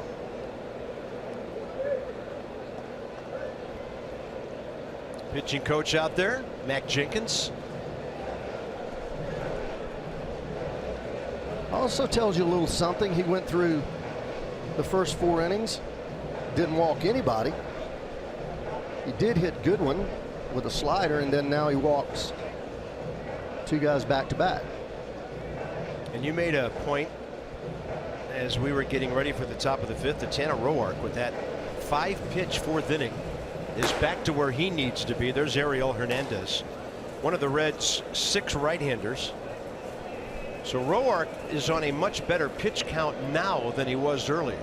Yeah, he was running at about 19 pitches per frame, and now he's down to 14. So that gets you the seventh inning with 105 pitches, and that's right where you want to be. 1-0 to Murphy. That pitch way inside, and that ball scrambled everybody at the outfield end of the Reds dugout. Counts 1-1. Murph, a 2-run homer in the first, which he pulled. Then a base hit right up the middle in the third. He has 115 hits. Daniel Murphy's always checking out where his foul balls end up. He doesn't want anybody to be in the way of any of those. He's right behind Ender Inciarte and 5 hits behind Charlie Blackmon in the National League hit race. But he's #1 in the batting race with that average. 347. Now that's a foul tip. Catcher caught it. A lot of run on that fastball. Kind of had him timed to where he was going to go up the middle, maybe even right center field. Let's see if he makes the adjustment after that's planted in his brain that he needs to change fields and hit the ball the other way.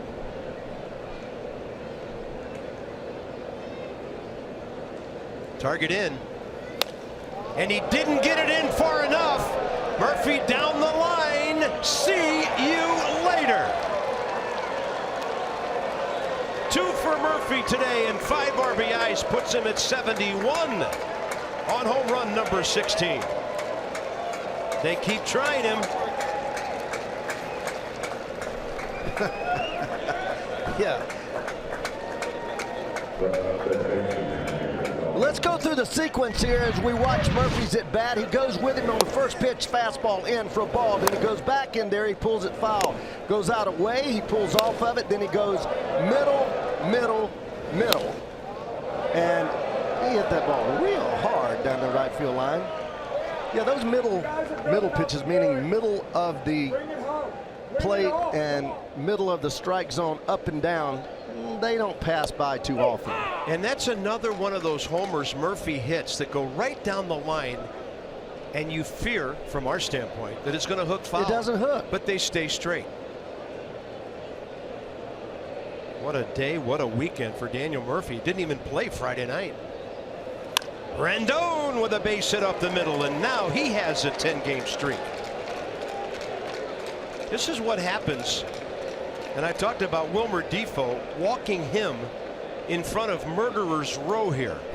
So Homer Bailey is going to go 4+ innings, and he has been knocked out by the Nats. It's going to be a long bullpen day for the Cincinnati Reds.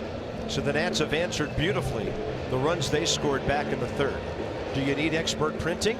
The UPS store has you covered. Together, there's nothing we can't solve. For Cincinnati, it's the UPS store. Called to the bullpen.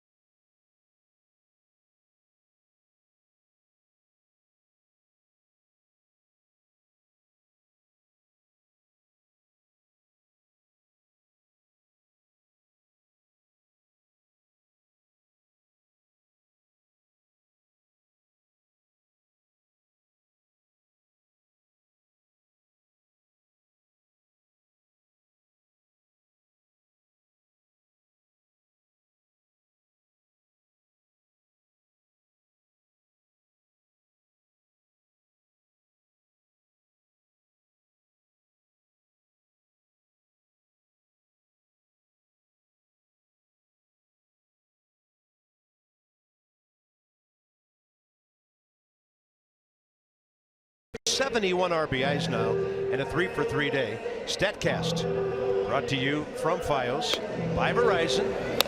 Fios is not cable. We're wired differently. So's Murphy than most guys. Go to getfios.com today, and Ray's going to take another look at this swing. Look how he stays with everything toward the second baseman. When you pull the ball and you pull it foul, that top hand rolls over early. It creates hook spin. You basically cast the bat out away from your body, and the top hand takes over.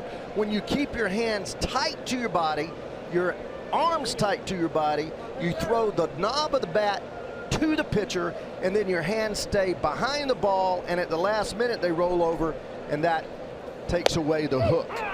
There's Ariel Hernandez, who delivers a 97 heater to Adam Lynn. 25-year-old, 9th appearance, good ERA. Only 3 hits in 12 1/3. He's off to a good start in his big league career.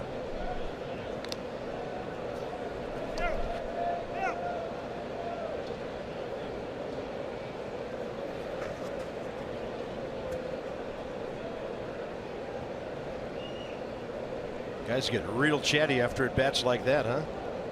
Of course, Murph kind of starts the day like that. We're going to start calling Murph the professor, because every time that you see him in there, there's somebody seeking him out.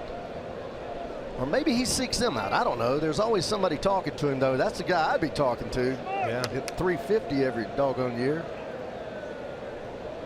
We have a delay here because the ball boy down the left field line came out of the Reds dugout, went to the Nats dugout. Now he's finding his position out there.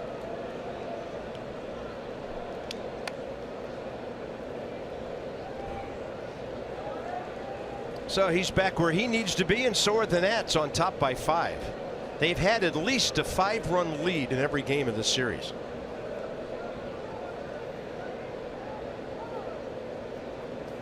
Daniel Murphy, not always known as an RBI guy earlier in his career. 4 times this year now he's had 5 RBIs in a game. He just doesn't leave anybody out there. He's going to give you a quality at bat. He doesn't throw away at bats. And he may not drive you in, but he's going to hit the ball hard somewhere most of the time. The Nationals have had 10 individual players, not 10 different guys, but 10 times a Nat has had 5 RBIs in a game this year, and that's a little hard to comprehend. Sure feels like a lot. So Rendon is 16 for 34 in his hitting streak. Murphy, and that's 10 games for him. Murphy 7 games, 15 for 29. And Lynn goes deep to right. See you later. Adam Lynn with his 7th of the year. And now it's 9-2 Washington. Well, man, you sit here and watch these guys hit. They hit ropes all over the ballpark. I mean, played on some pretty good offensive teams right here in Cincinnati, Big Red Machine, but gosh, I just don't recall an offense from top to bottom that hits the ball as hard and as often as these guys do. Hanging breaking ball. Adam Lynn, like you said, you take somebody out of our lineup and you just slap somebody else's name up there, and that guy produces. Lynn 2 for 3 with 6 total bases. Here's Heisey, and he has an RBI double. Front door breaking ball stays up and in, so that closes the book on Homer Bailey, who goes 4+, 8 hits, 8 runs.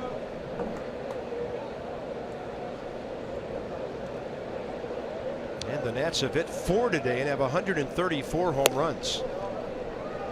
And Dusty talked about, he said, I don't like to see those toothpicks or those fence posts up there where it just goes 1 into first, 1 into fourth, 1 into seventh. He said, I like to have those crooked numbers. And today, 2 in the first, 2 in the second, 5 here in the 5th. And we've done that all year. And the Nats, if they get 1 more run, they'll have 10 or more for the 7th time this year, or 17th time this year. I'll tell you, Earl Weaver had nothing on Dusty Baker with this offense. Target away on 1 and 2. Swing and a miss. That's 99, cutting away from a right-handed hitter. Next up, Jose Lobaton and then Tanner Roark, because that's just the first out here in the 5th inning.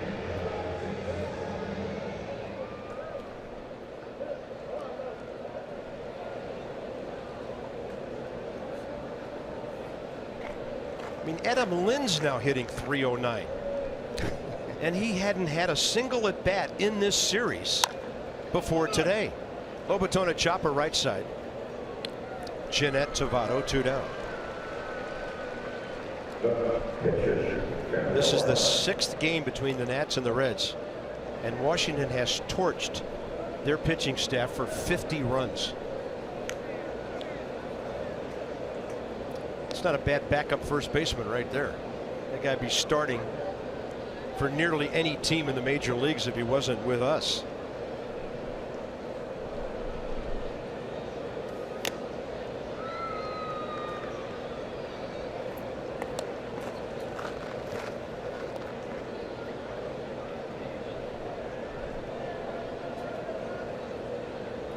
Roark 1 for 2.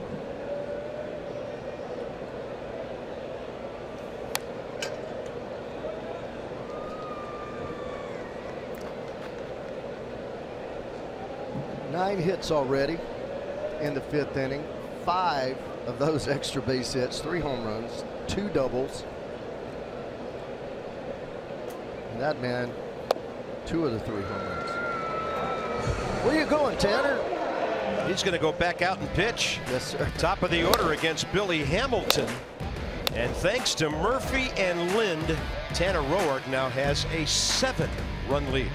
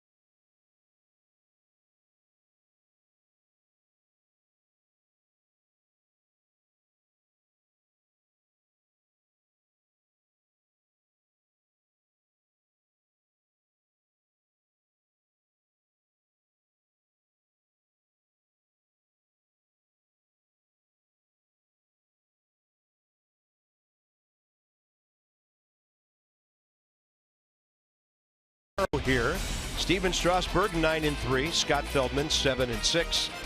Tuesday at Anaheim at the Big A against the Angels. Trout, Pujols, that'll be fun. Off day Thursday, and then on to Arizona, where the Nats have really played and hit well over the years. So Murphy's gone deep, Lind in that inning as well. And now Tanner Roark faces the top of the order, and Billy Hamilton. Rendon on the grass at third, bottom of the 5th. Underway. He goes off speed. Billy Hamilton likes to hunt first pitch fastballs. We've seen that in this series, and Tanner pulled the string on it. He's had a good series, Billy. 5 for 11. He's going to slap one to center, but it's hanging up. And Goodwin playing shallow. Easy play for him.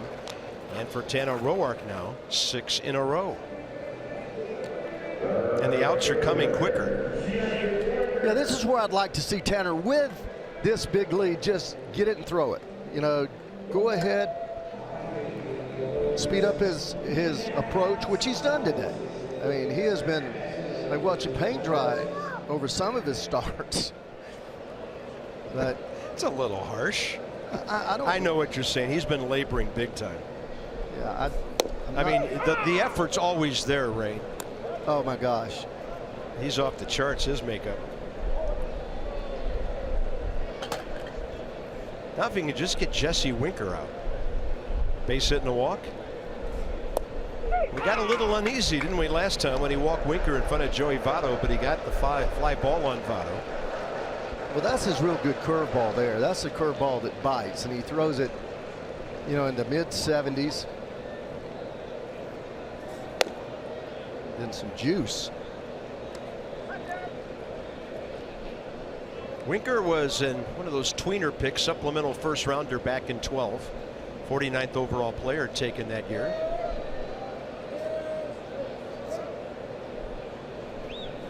And a 1-2 just outside.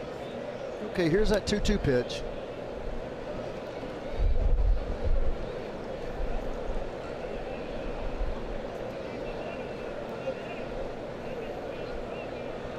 Fastball inside, breaking ball. And Tanner missed to the other side. Looked like the curve didn't do a whole lot. Yeah.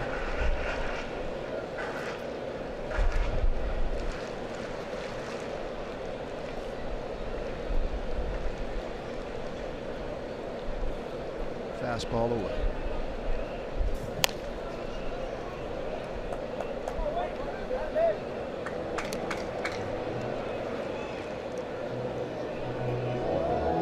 So Tanner, 8 days ago, his last outing, that day the Nats got shut out by the Braves. Gave up 3 runs on 4 hits in 5 innings. 76 pitches that day. 2/3 of them for strikes. And he had pitched a couple of innings before they were able to score. And the at-bat stays alive. It's 3-2.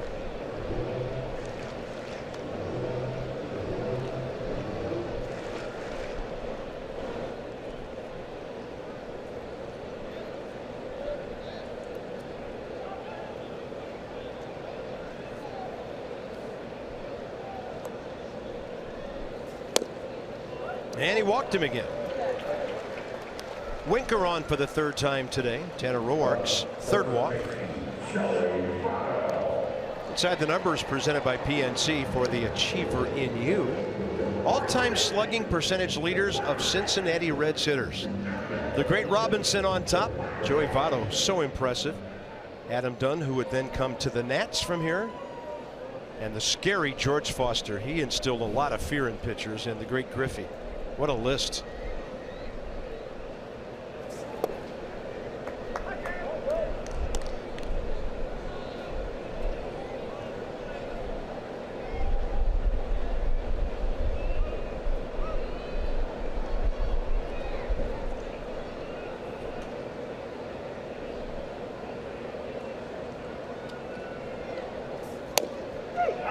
Good strike outside edge.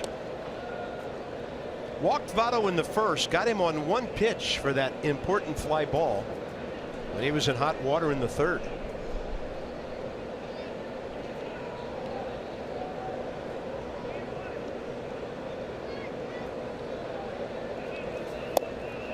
Another quality pitch.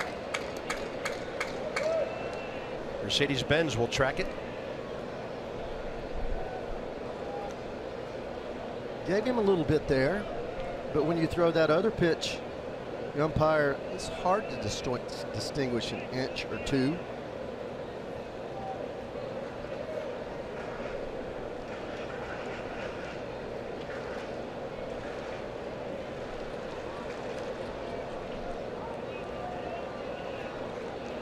Against one of the best eyes in all of baseball.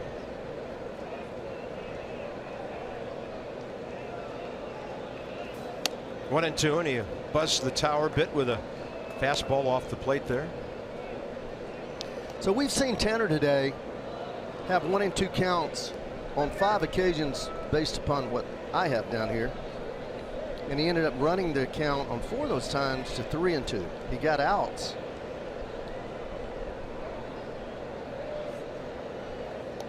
Two.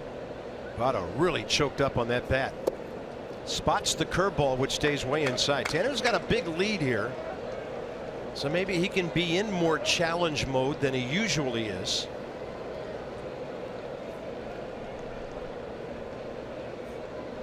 Look at there. I mean, that is all around us. He has not missed maybe a total of 5 inches on all the pitches.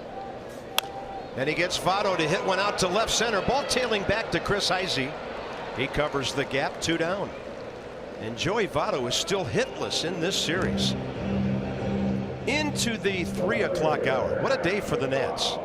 They have picked up Ryan Madson, right-hander, and lefty Sean Doolittle from the Oakland Athletics for Blake Trinan and a couple of minor leaguers, well-regarded minor leaguers. So the bullpen is about to be shored up. Tanner Roark pitching like a bona fide dependable starter today. Lind and Murphy have gone deep. Rendon has extended his hitting streak. Is Nats Town busy enough for you today or what? Well, maybe everybody will hush and start thinking about the actual game as opposed to when are we going to make a trade? But you know what the next question is? What's that? Who's the closer? Madson. And you know, and Dusty's got a lefty. Dusty also has a lefty who can close. Doolittle and Albers has done a good job. What it's going to do is going to shuffle, and it's going to be interesting to see exactly what roles Dusty puts these guys in initially. You know, Madson has had 30 saves 2 times in his career. He hasn't been the guy this year. He's been more the setup guy. He does have 14 holes on the season with a nifty little 2 earned run average. Well, and then there's what it overall does to your bullpen, or for your bullpen, because then everybody else falls back into roles that they're probably more comfortable with. And you guys, now you have guys pitching in the 6th and 7th innings that were pitching in high stress in the 7th and the 8th. And you have guys setting up who are pitching in the 9th. And we'll see how it all plays out. Doesn't mean the Nats are going to save every game between now and the end of September, but they sure have given themselves a chance to do that. And hats off to Mike Rizzo, his staff, and the Lerners for okaying the deal. That's a big time deal. One hopper, Rendon fires it high, and the runners will end up at 2nd and 3rd. Actually 1st and 3rd, because Winker had overrun the bag and he wasn't going anywhere. So Anthony Rendon will get his 6th error of the year. Well, it's very tough because it's very hard to his left, and look at the angle he has to shift his feet from. Anytime that you have to shift your feet about 180 degrees, it's very difficult to square up. And then when you're a guy that throws the ball from down underneath, you end up throwing the ball upward because you never really get on your front side. You're throwing all from the back side, and therefore if you throw it down under, you just kind of launch that ball. So Rendon gets the error on the throw because Winker went to 3rd. The hitter gets a base hit. Here's Scooter Gennett, and the curveball stays outside. Even when you throw over the top, in order to get the ball down to the first baseman, you have to come off your back side and get to your front side in order to get the ball down and get through the ball. There, very difficult throw to make from the angle he generally throws from. And this one on a play by Scooter. RBI ground ball last time up. And the count's 1-1 here in the 5th.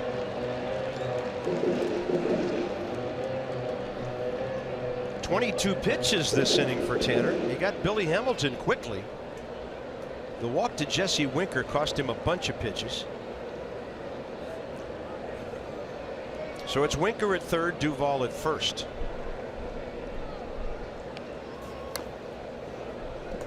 That's a nice changeup.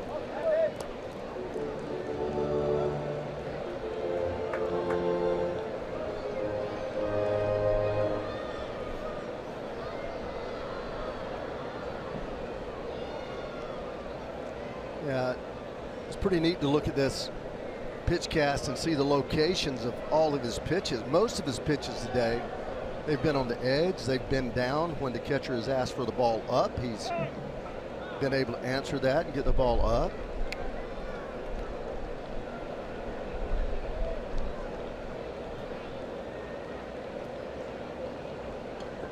One and 2, bottom of the 5th.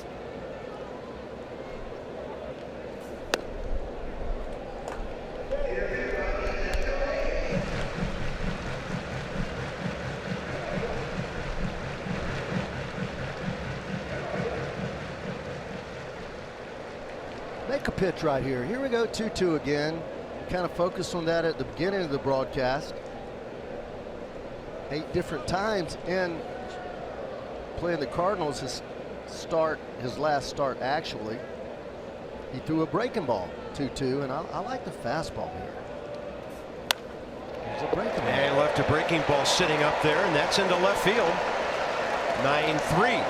I don't know why he has fallen in love with the breaking ball 2-2. He's done it today also, but it's just kind of a breaking ball that stays there. He's thrown some really good ones today, but you've got a big lead. Your fastball, in my opinion, is his best pitch. It's certainly the pitch that you control the best out of the 4 pitches he has. Here's Suarez. Now the Nats are in that situation again where one big swing changes the game.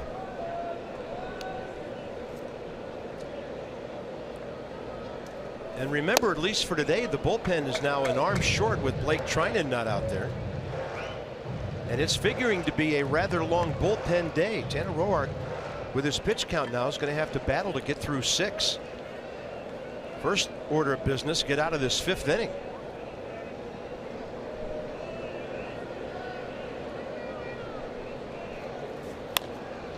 Ground ball to Rendon.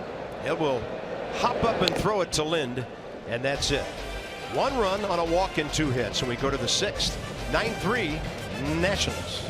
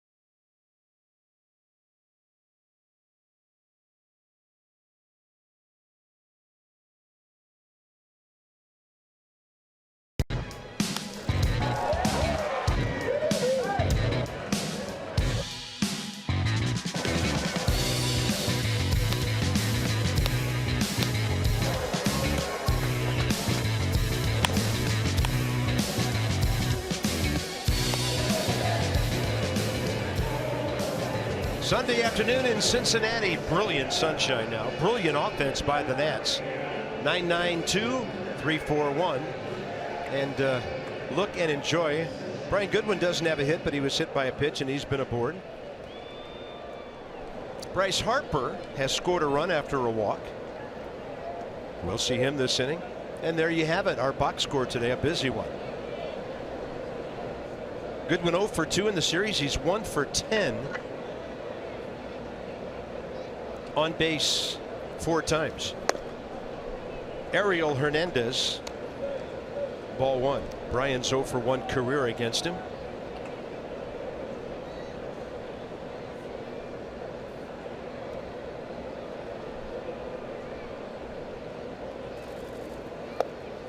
Took a little bit off, and it's ball 2.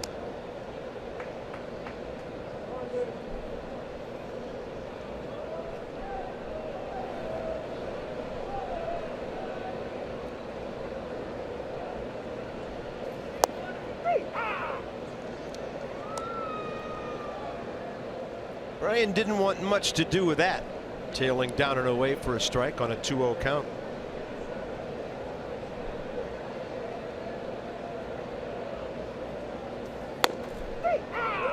That's nasty. Whew. 98 on the knees, on the black. It's about unhittable here.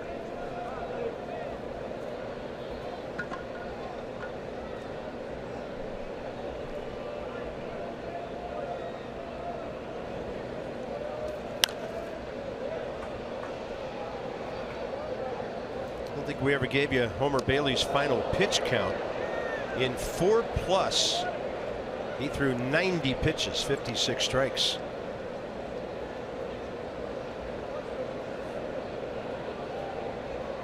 Now Hernandez, second inning of work. He got Heisey, Lobaton, and Roark after the Lind homer.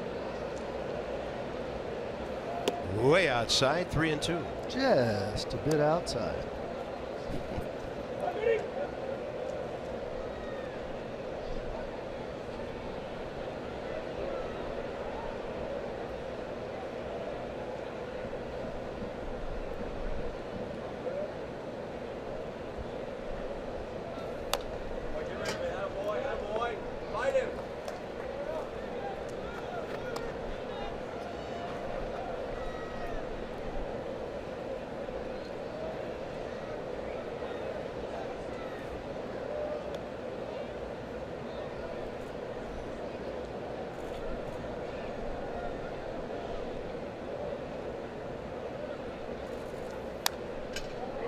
Brian putting some good swings out there. Pitch is too close to take on a 2-strike count.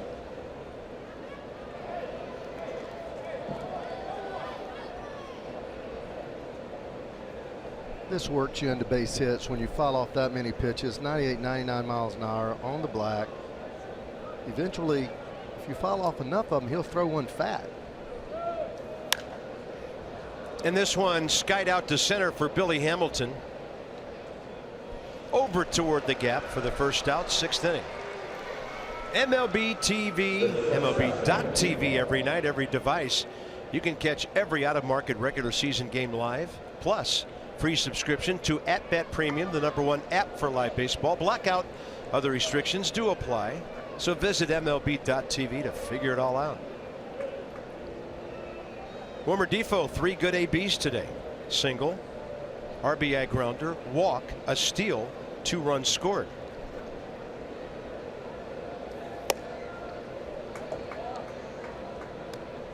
Needs another hit to get over 250. He's come a long way. In a hurry.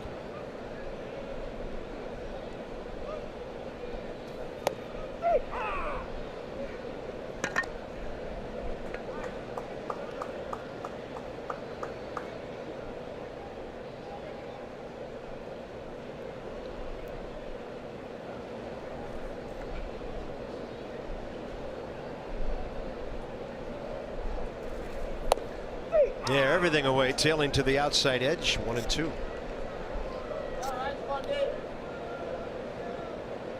If you weren't with us when we signed on, we also dropped the item on you, which has not been confirmed by the Nats, but it's been reported that Edwin Jackson is in line to be called up for the start on Tuesday in Anaheim. 2-2. Very capable.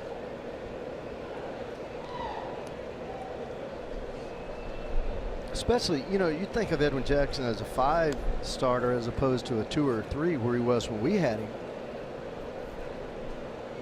He should match up with any 5th starter. That's a nasty hook or a change. 3rd strikeout. He gave up the homer to Lind, his first batter since then. Ariel Hernandez has been untouchable. Let's see how Bryce Harper matches up with him. This is the first time these two will face each other. Or maybe, yeah, he pitched in the 5th inning on Friday night, but Bryce had just homered off of Tim Adelman. So this is a big time power matchup.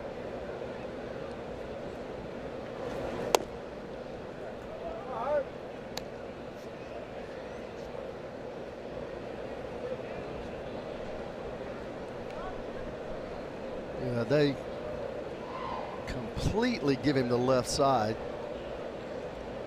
Slightly pull in the outfield with the center fielder just on the right field side of second base.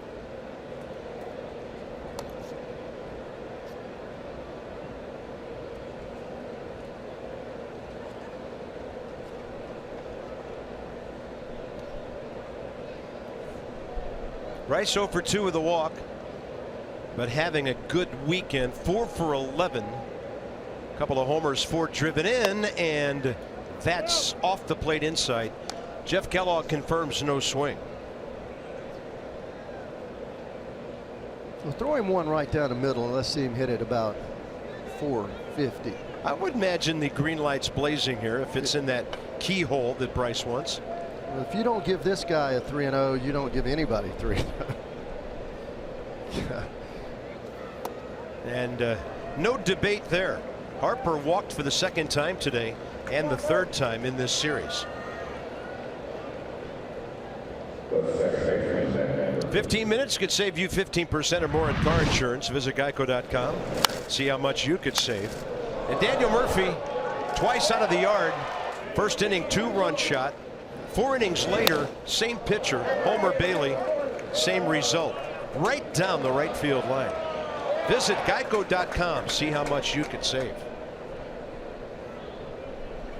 Little 3 for 3 day, 2 dingers, a single, 5 RBIs. Yeah, 4 times this year, more than any other big league hitter. Well, he is a big league hitter, isn't he? Lee.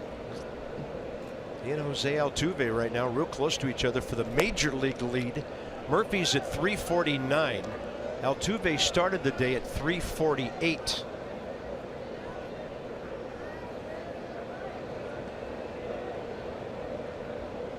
That's interesting. This weekend, Nats have had multi-hit homer games in a row. Rendon last night. Bryce Harper Friday night.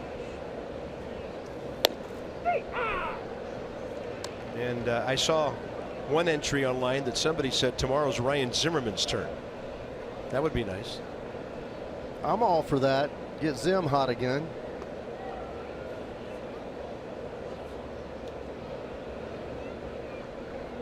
Jason Worth, I saw him on a trip working his way back. And by the way, Jose Altuve 1 for 2 today, so he's at 349.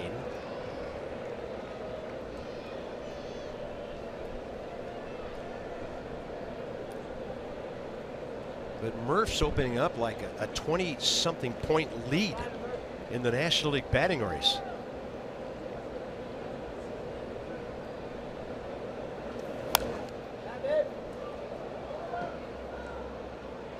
He doesn't swing and miss much, does he? Well, this year he's only struck out 33 times in 332 at bats. So he's a 90% contact guy, at least at the end of at bats. And if he strikes out here, that one's on you and me. I don't believe in that stuff. I don't either, but I humor people with it. That's outside. 2-2. If the booth had anything to do with what happens on the field, the Nats would be 90-0 right now. Well, it's always 50-50. Somebody's pulling for you. Somebody's pulled against you. Who's got your fingers crossed, legs crossed? I mean. 2-2. And Iglesias having a long inning, or rather Hernandez here having a long inning.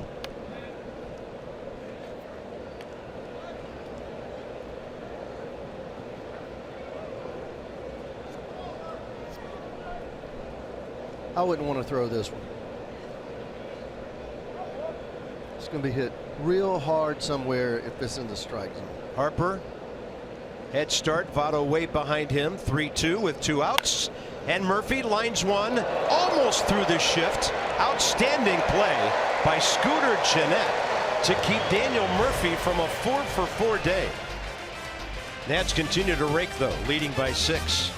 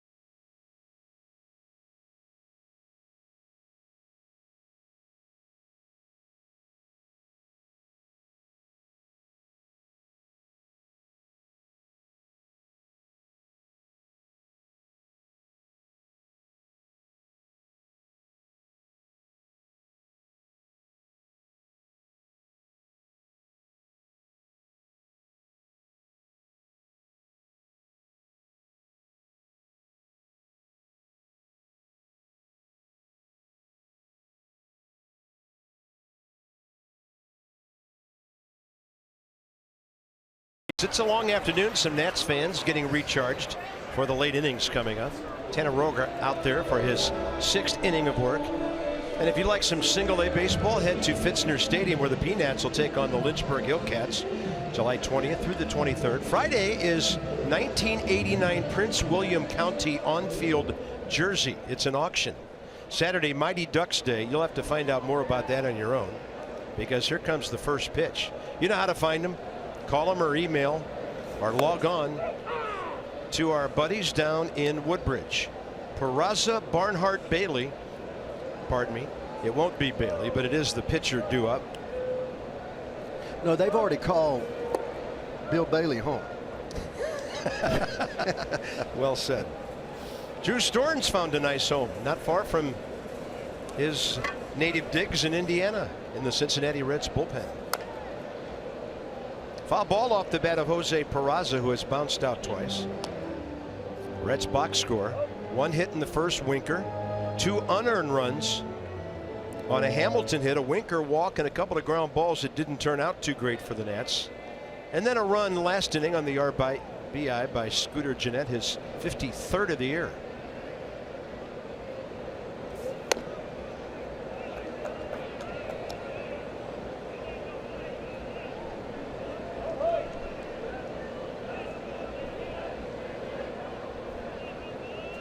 No curveball. Ray says bring the heat. There you go. Upstairs with a strikeout. That's what he did for 2 years. Well, you get a guy 2-2, you elevate the fastball. He's going to want to chase it. It's near his eyes. He sees it better up there. Very difficult to lay off of. And that's the old tenor there. Don't fool around with him with a 2-2 breaking ball.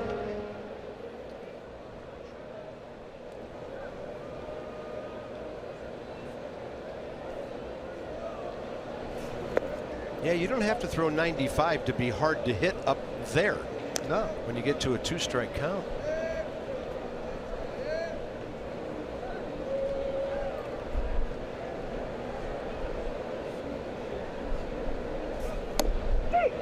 Pretty pitch. Well called by Tim Timmons. Love the old school shout of the umpire. Arizmendi Alcantara on deck to pinch hit for Hernandez.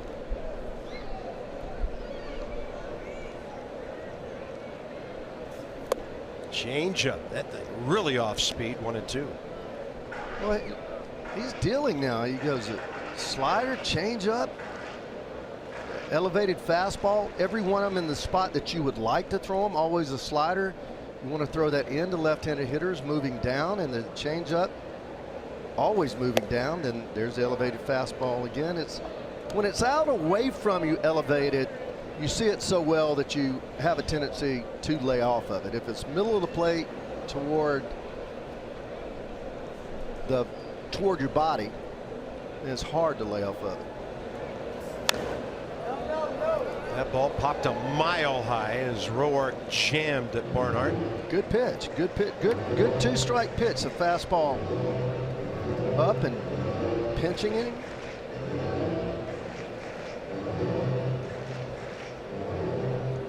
So on the verge here, as far as his average goes. Just 4 hits on the day. And because of the 2 errors, he's been forced to throw maybe 10, 12 more pitches. Swing and a miss on a pitch down and in at 90 with some action on it. Strikeout number 4 for Tanner Roark. And what sets that up was the elevated fastball. It makes you rush the bat. Then you throw a slider that's not anywhere near the strike zone. Because you're thinking aggressively, you swing at a bad ball. Washington area Toyota dealers helping children and their families. It's a donation of $37 for every Nat strikeout by the pitchers this year to the Children's Inn at the National Institutes of Health. Here's Arizmendi Alcantara. See the rhythm he's in, Bob? See how the curveball is just for a strike, but it's not loopy, it's tight. The slider short and flat. Changeup's going downward, and then he's elevating the fastball. So now he's getting a rhythm. Just barely missed with that changeup. Something about the odd versus even numbered innings today. second, fourth, and so far here in the sixth, very efficient. Some of that has to do with what part of the batting order you're facing in those innings. Yes, it does.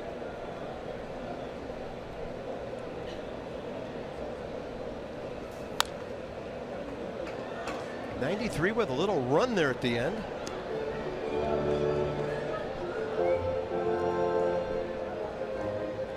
That was his 100th pitch. 56 fastballs. 2% below his normal fastball ratio or percentage.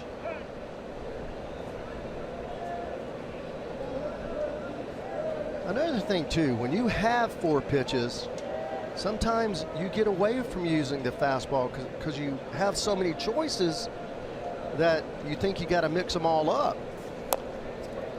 Tepper, Roark, bare hand, got to hurry, and an outstanding play to get Alcantara, who's a good base runner. 1, 2, 3 in the sixth. Tanner back on his game. Freight Rail Works with our due-up. It's Anthony Rendon. He's been on base once today in the series. He is 6 for 9 with 7 RBIs. He's been unstoppable. About to lead off the seventh.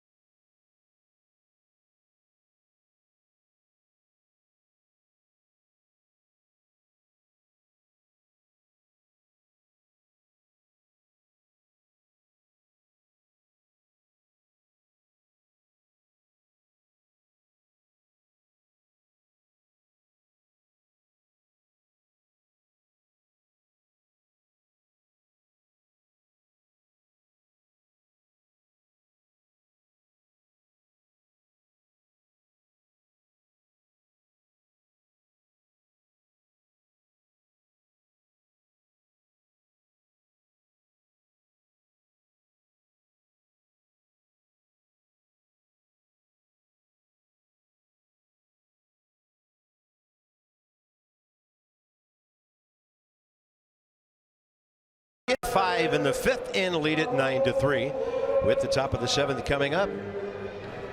He's 29 years of age now, our old friend Drew Storen. Indianapolis, of course, where he was born. Brownsburg, Indiana, his hometown. He'll be throwing to his old high school battery mate Tucker Barnhart here. And Drew's had a good season for the Reds. 2.72 ERA, 31 hits in 36 innings, 30 Ks, 15 walks.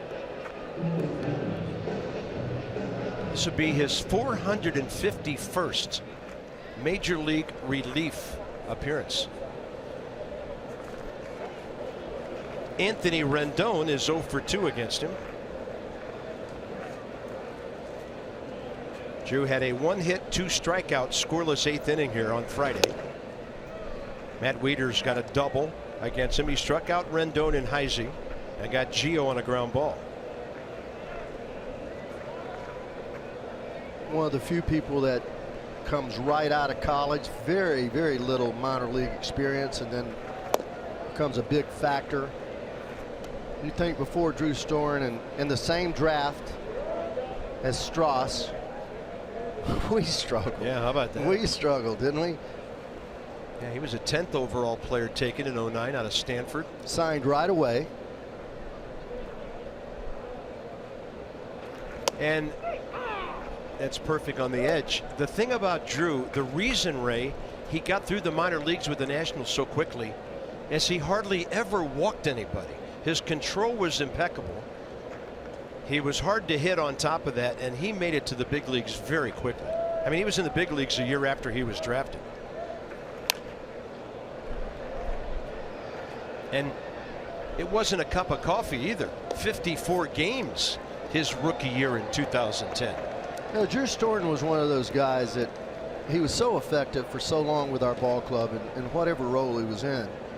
But he is an adrenaline guy. And when he was at the back of the rotation, bullpen rotation, whether it was setting up or closing, he was really good when the game was on the line. That game against the Cardinals in the playoffs, when about 4 pitches missed by an inch or two of ending the game. Rendon to left down the line. Home run. Scorched. Wrapped it right around the pole, and that's his 3rd of this series. And the Nationals lead 10-3, and there they go again. Double-digit runs. That ball was absolutely hammered and stayed fair. I want to see the exit velocity of this thing. 105 exit velocity, slider staying inside, and this guy does not miss any of those things lately, and it went way back up in there to the next to the last row.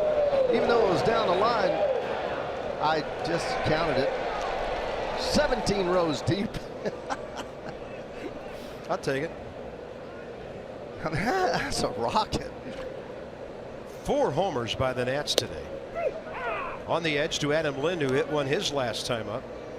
Lind is 1-for-1 career against Drew Storen.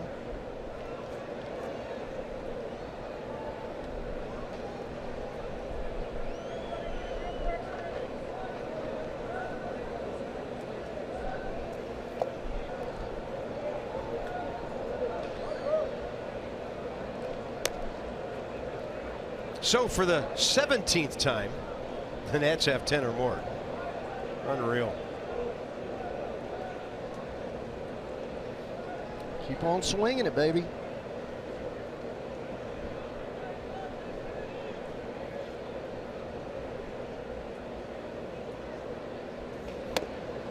One ball, 2 strikes. You know, Bob, I've been around Dusty Baker for 35 years and managed against him, and you know, his philosophy's changed over the years. He used to play guys 147-8 games a year, and sometimes a guy like Bonds, he'd play 155. From the outfield grass, Jeanette throws out Lind. 1 out. But watching him, especially this year, how he has manipulated his lineup, how he's given guys days off, how he plans ahead to give guys days off. There it is. 105 miles an hour, 24-degree launch angle. That's a line drive, 414 feet. Wonder if that guy thought he was going to catch a home run back there. No. It's kind of hard to get it back there. You got the foul pole, then you've got that big overhang, and then you've got the column. Chris Heisey takes a good curveball for a strike. Yeah, he's talking to her. He said, hey, that ball, oh yeah. The payoff, the payoff. She's trying to get that ball.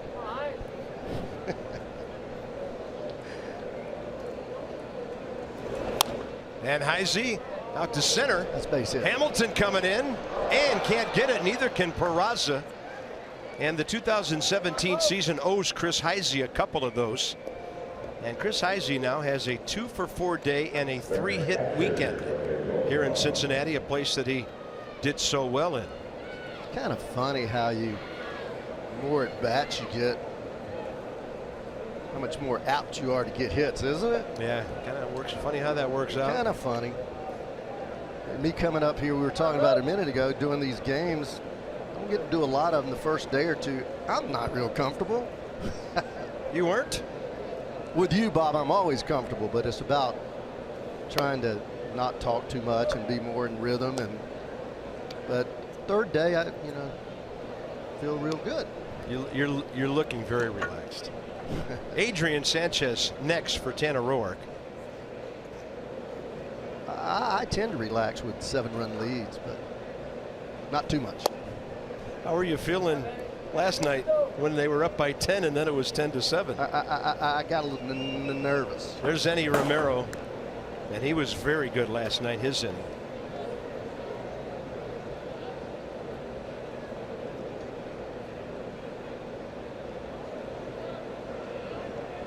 Two out of Lobatone, and Jose fouls it back out of play.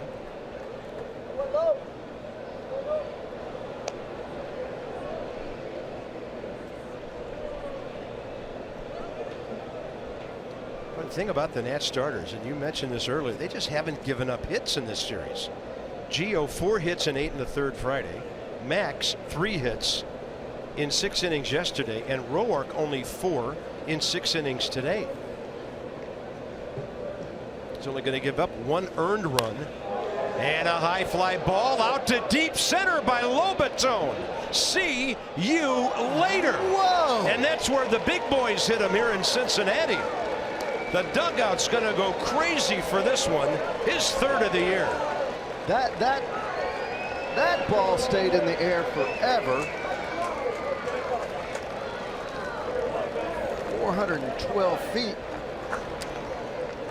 That's a long way. Golly, that ball was lofted.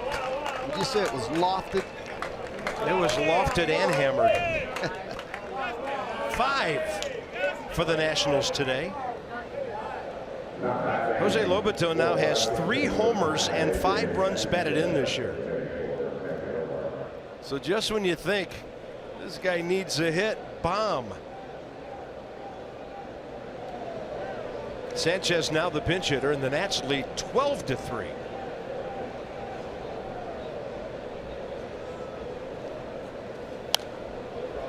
And then Sanchez up there swinging from the heels, and this guy hit 2 absolute lasers last night in the same inning. As a pinch hitter, the Nats batted around in the 7th last night. He lined out hard to left and then lined out hard to right. He doesn't look like a 260 hitter. That swing has a nice plane. He stays on top of the ball. There's not a lot of lift in it. It's quick. He chokes up. I mean, he does a lot of things right with the bat. And a curveball fouled. Can't try to pull the ball on the outside corner, though.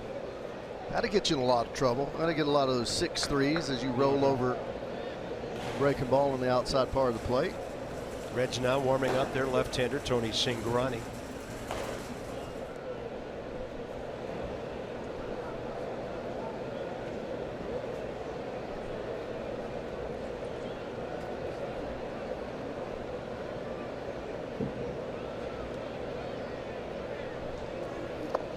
And a swing and a miss.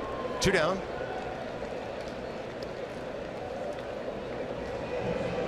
Let's watch Lobe as he gets all over this baseball. It starts out on the outside part, curves right to the middle. Right to the middle, and this ball is hit really high. 32-degree launch angle. 412 feet. Wow. That's getting it on up there. 3 more runs for the Nats here in the 7th. There's Brian Goodwin.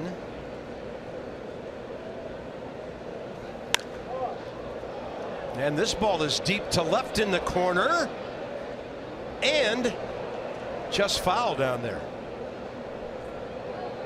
The Nats have hit 1,898 feet of homers today. That's equivalent to 6 football fields plus 30 yards to spare. Come on. I mean, this team is so loaded with power. It's amazing.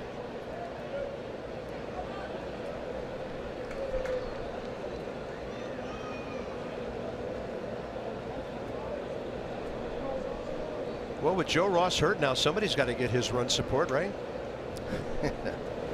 And we wish Joe well. He'll have surgery this week. There's been a lot of folks getting run support on this ball club. When you're leading the world in runs scored, except for Houston.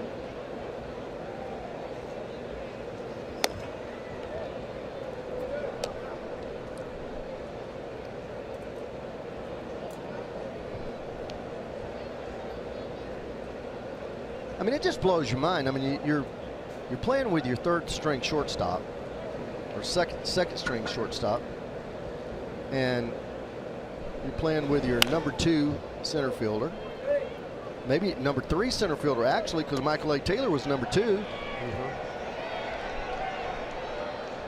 Second string backup catcher. Left fielder's out. Chris Heisey gets 2 hits today. I mean, would you have thought that you lose Worth, you lose Eaton, you lose Turner, and you're scoring, and Taylor? I mean, those are 4 starters.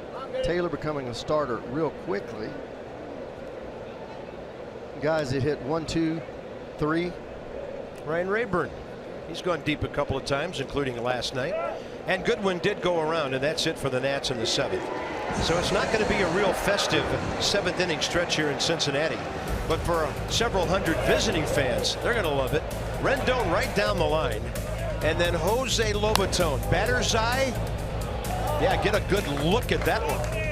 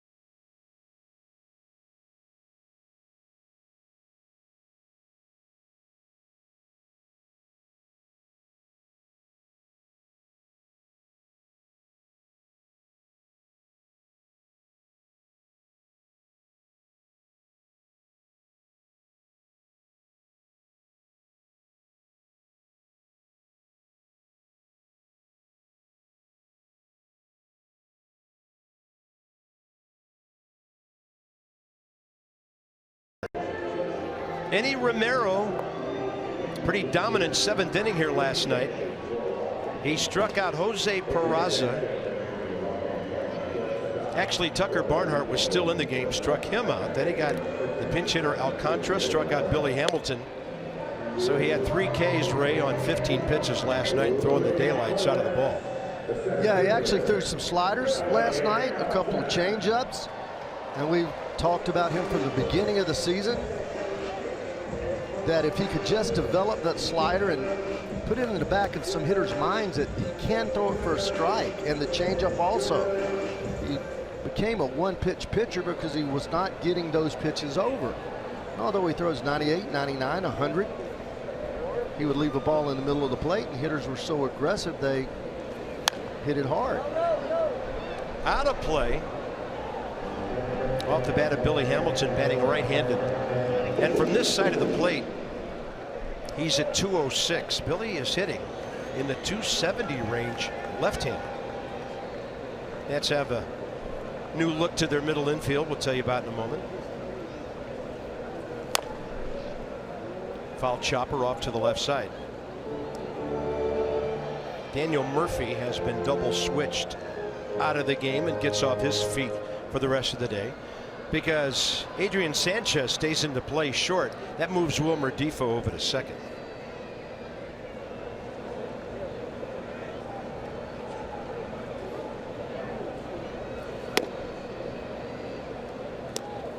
Murph had the first day off after the break, and this might afford him a chance to be able to play again tomorrow. I mean, yeah, that's an hour, close to an hour. He won't be on the field today. That's big. This one out to center, not hit that hard, and it's going to fall well in front of Brian Goodwin. Billy Hamilton, a 2-for-4 day and a 6-for-13 series.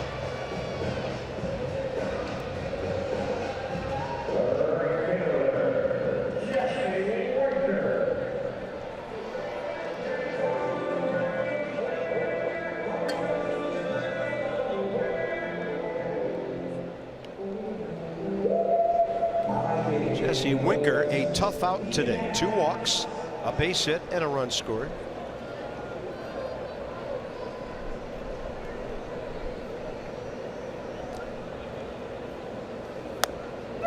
Strike to the outside edge.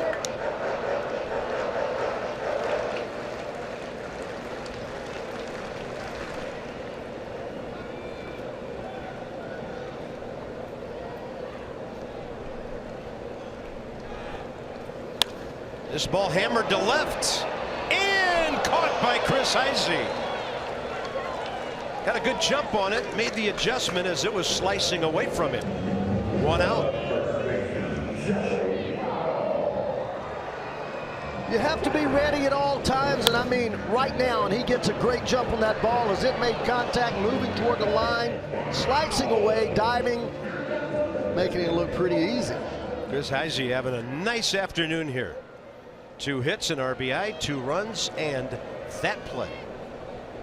Next up, Joey Votto. 0-for-1 career against Romero.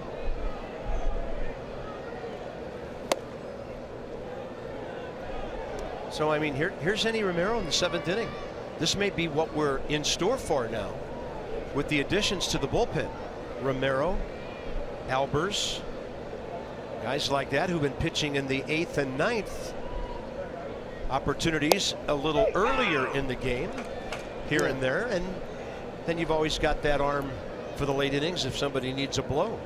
I think you're right, Bob, because Doolittle and Madsen both have always been 8th or 9th inning guys.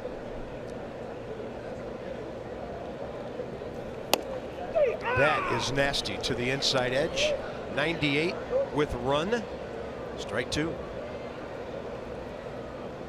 Well, I always talk about you throw enough fastballs, you're going to eventually hit it, but not when you throw them to those spots.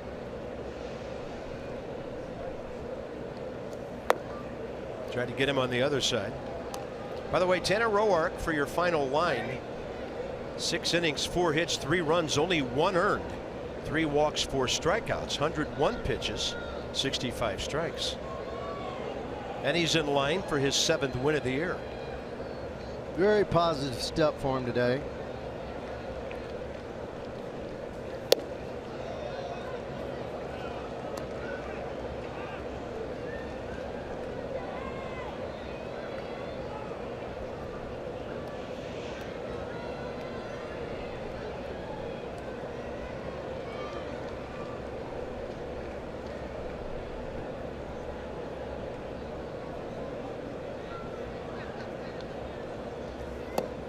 Votto takes the walk.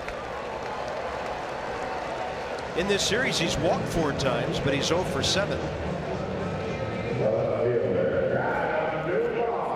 These are numbers we don't want to see anymore, and maybe they're about to change.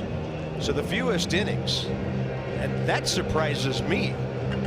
ERA the highest, opponent's batting average the highest, second most homers allowed, and those 14 don't always those don't necessarily reflect the ninth inning. You can blow a save in the seventh or the eighth under the current stat system, but definitely numbers that need to get better, and now we all believe they will. We've acquired two real quality pitchers. Doolittle has a 3.09 lifetime earned run average. Hardly gives up any hits, doesn't walk anybody. He's been a guy that basically pitches one inning, but it's usually the eighth. And gives the Nats the prospect of 4 left-handers in the bullpen if everybody remains. That's a lot. It's hard to carry 4 left-handers because you've got other than Grace, everybody out there is a one-inning guy basically. But you're right. I mean, that's where we stand right now, and there'll have to be some changes made. Obviously, they didn't make any. Trinan's gone.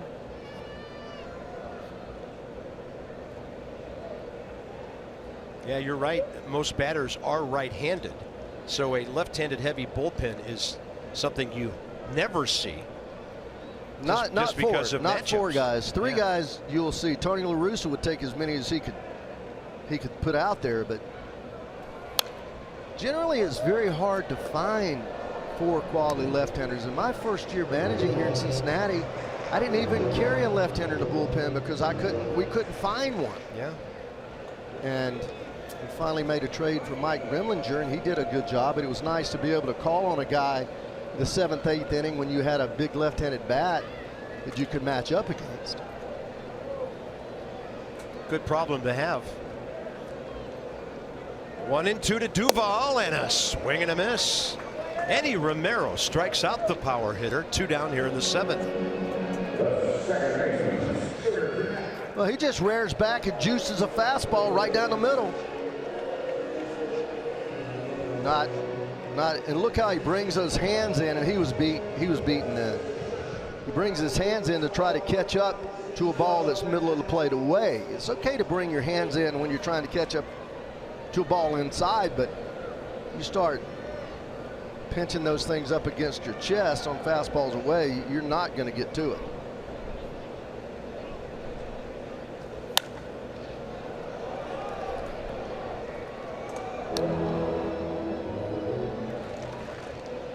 Scooter Gennett 1 for 3 today, an RBI grounder, RBI single.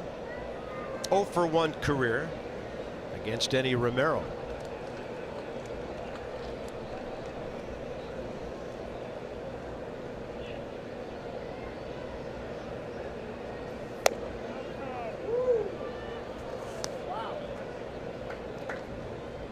Yeah, this kid, he has one of those electric arms. The only thing that he has to continue to improve on is his command of that fastball.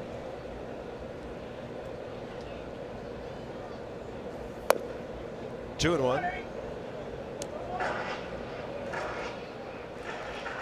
Quiet afternoon now in Cincinnati. 25,712 paid today.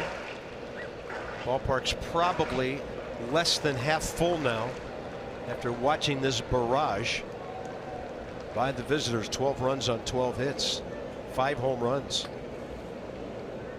2-1 pitch, and a ball hammered to right. Bryce Harper had to kind of lay back on that ball, and the Reds score a run as Hamilton scores. It's now 12-4. Scooter Gennett, man, this guy driving in runs.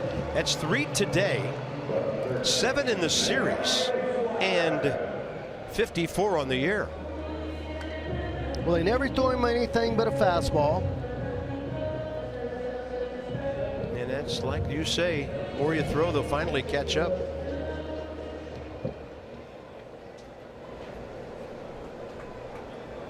Eugenio Suarez 0 for 3.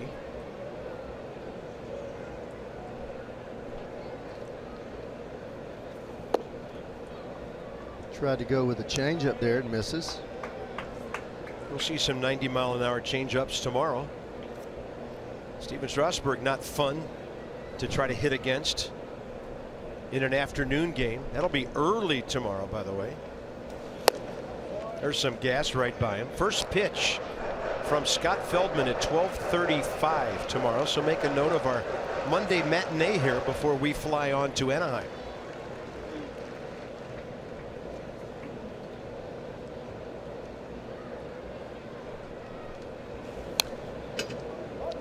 It's a 2-game series with the Angels, but they will be at Nationals Park Tuesday and Wednesday, August 15 and 16.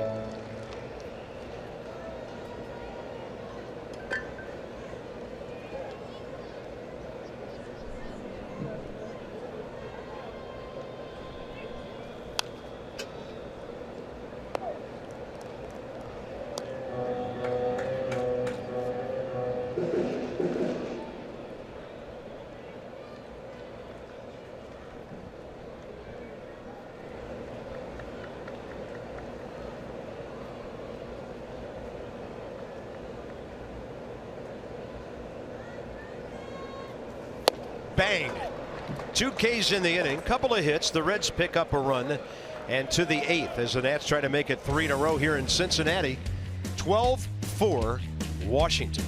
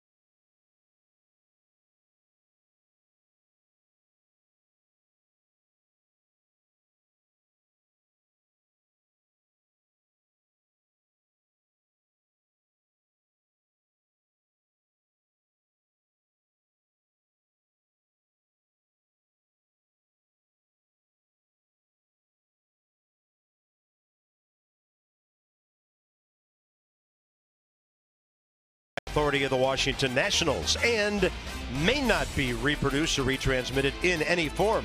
And the accounts and descriptions of this game may not be disseminated without the express written consent of the Washington Nationals. Queen City, Nats rule right now.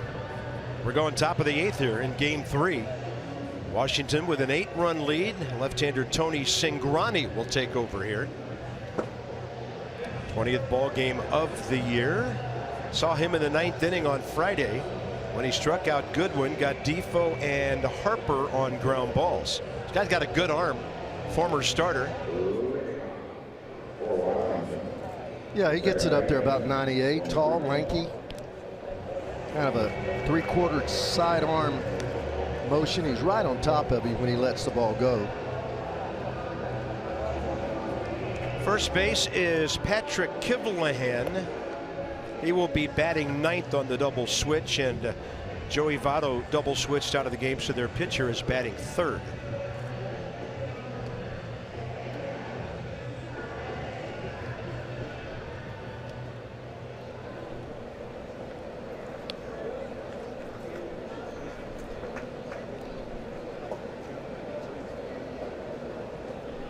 Batting right-handed, Wilmer Defoe.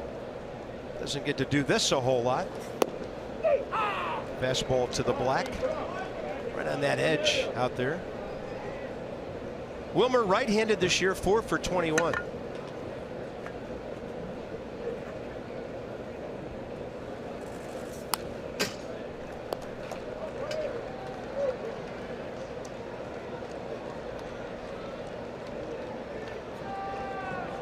Little different swing right-handed. Left-handed he goes to the ball more directly. Right-handed he has a little bit of loop in his swing, more of a inside-out cast-off kind of swing.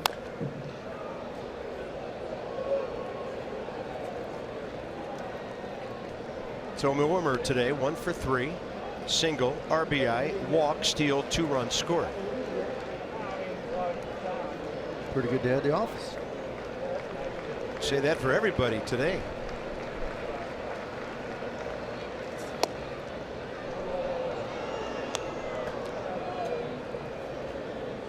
Price is on deck. He's not going to get 2 or 3 hits or hit a couple of home runs every day. But today he's 0 for 2 with a pair of walks and a run, but his teammates sure have surrounded him with great offense. And Defoe scorches one up the middle. That was directly to the ball. 2 for 4 day for Wilmer Defoe. Well, those balls that were inside to him, he was actually trying to look like he was trying to inside out those balls. That caused his bat to lay off. Here, the ball's more middle, and he just goes right to the ball, just directly from right up above his shoulders, right down through the strike zone. Finishes very levelly.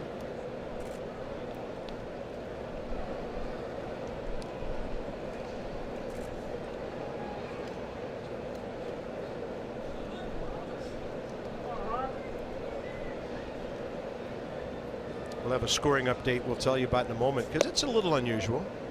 That play involving Jose Lobaton back in the 3rd inning. Kind of hard to call a pass ball when the ball never got past the catcher.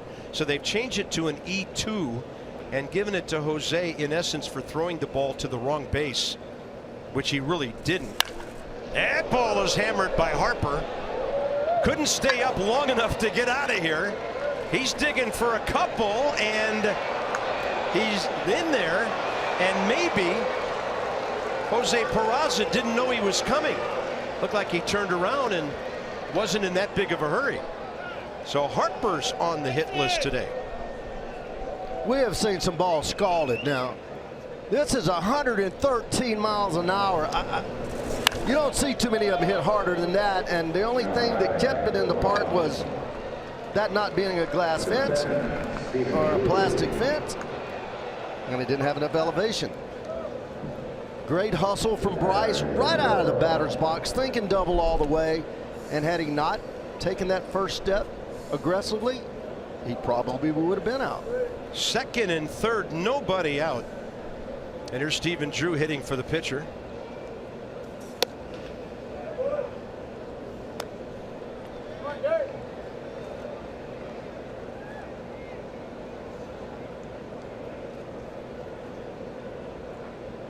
This ball club can absolutely rake.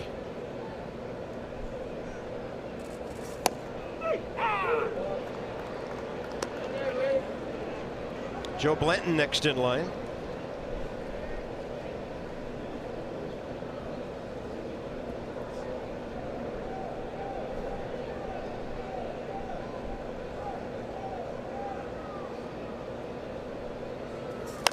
And Drew will pop this one up right out behind second base. That's the shortstop Peraza for the first out.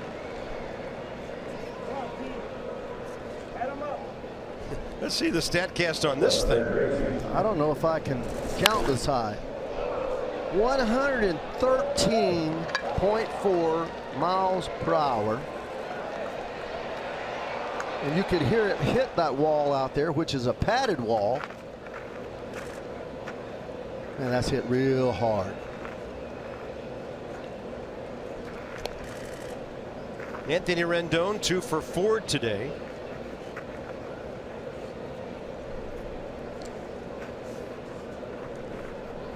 One for 3 career against Tony Cingrani. See, a situation like this, any other time in the game, it's 12-4. You would walk Rendon to get the bases loaded to set up the double play against Lynn. But I guess they're not even thinking about. My feeling is you play the game the same all the time. That's a fair ball. Long throw by Suarez, but Anthony Rendon has his 9th RBI of this series. But you know what I mean, buddy? I mean, yeah. You don't even give Anthony an opportunity to drive in a run there because you got a left-hander coming up, and guy that hits the ball hard doesn't run well. There's Adam Lind. He gets a spot start today and has a great day. And of course, when Bryce saw that long throw to first, he got himself to third base. Here's a number. You might blow everybody away out there. 800 runs is a whole lot of runs for a season. Our team record was 700, which we broke last year, 763. We're on pace right now, Bob, to score 915 runs. Oh, man. 150 more runs than our previous franchise high. I mean, say that one more time. This team can hit. Gosh.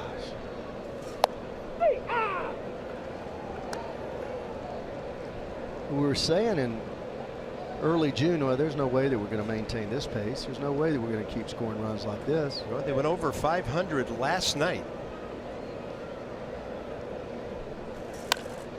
And that's a jam shot out to left center. That'll fall off the glove of Peraza. And Adam Lind has a 3 RBI day. Harper scores 515 runs now. And I think our projection just went up. How did this team get shut out last Saturday? That's what I want to know. I don't know. It had to happen once, I suppose. It's one of those days. So Bryce gets around to score. There's Chris Heisey looking for a 3-hit day. My scorecard looks like a Christmas tree. This is the 7th time this year the Nats have scored 14 runs or more.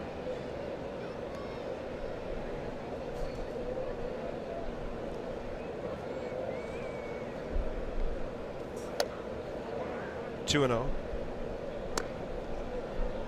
Every Reds pitcher day's given up at least a run. Nats roughed up Drew last inning. Drew Storen, 3 runs, 3 hits.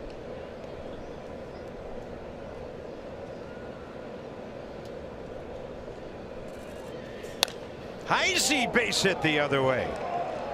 What a fantastic day for him. 3 for 5. That's the 3rd player to garner their 3rd hit. Murphy has 3.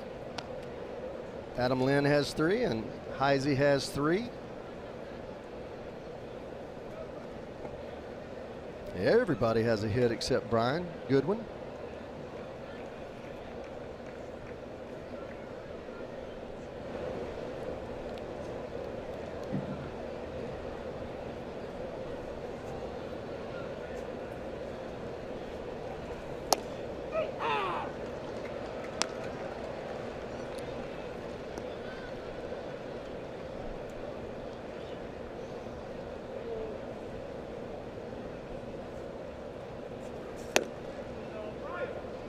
Chris Heisey, by the way, plus 36 since last night. He got a hit while he wasn't at the ballpark. Then he gets 3 more today. Good for him. Lobaton, high pop up right side. Patrick Kivlehen, the first baseman. He's got it. And the Nats put another crooked number on the board. 2 in the 8th and a 14-4 lead.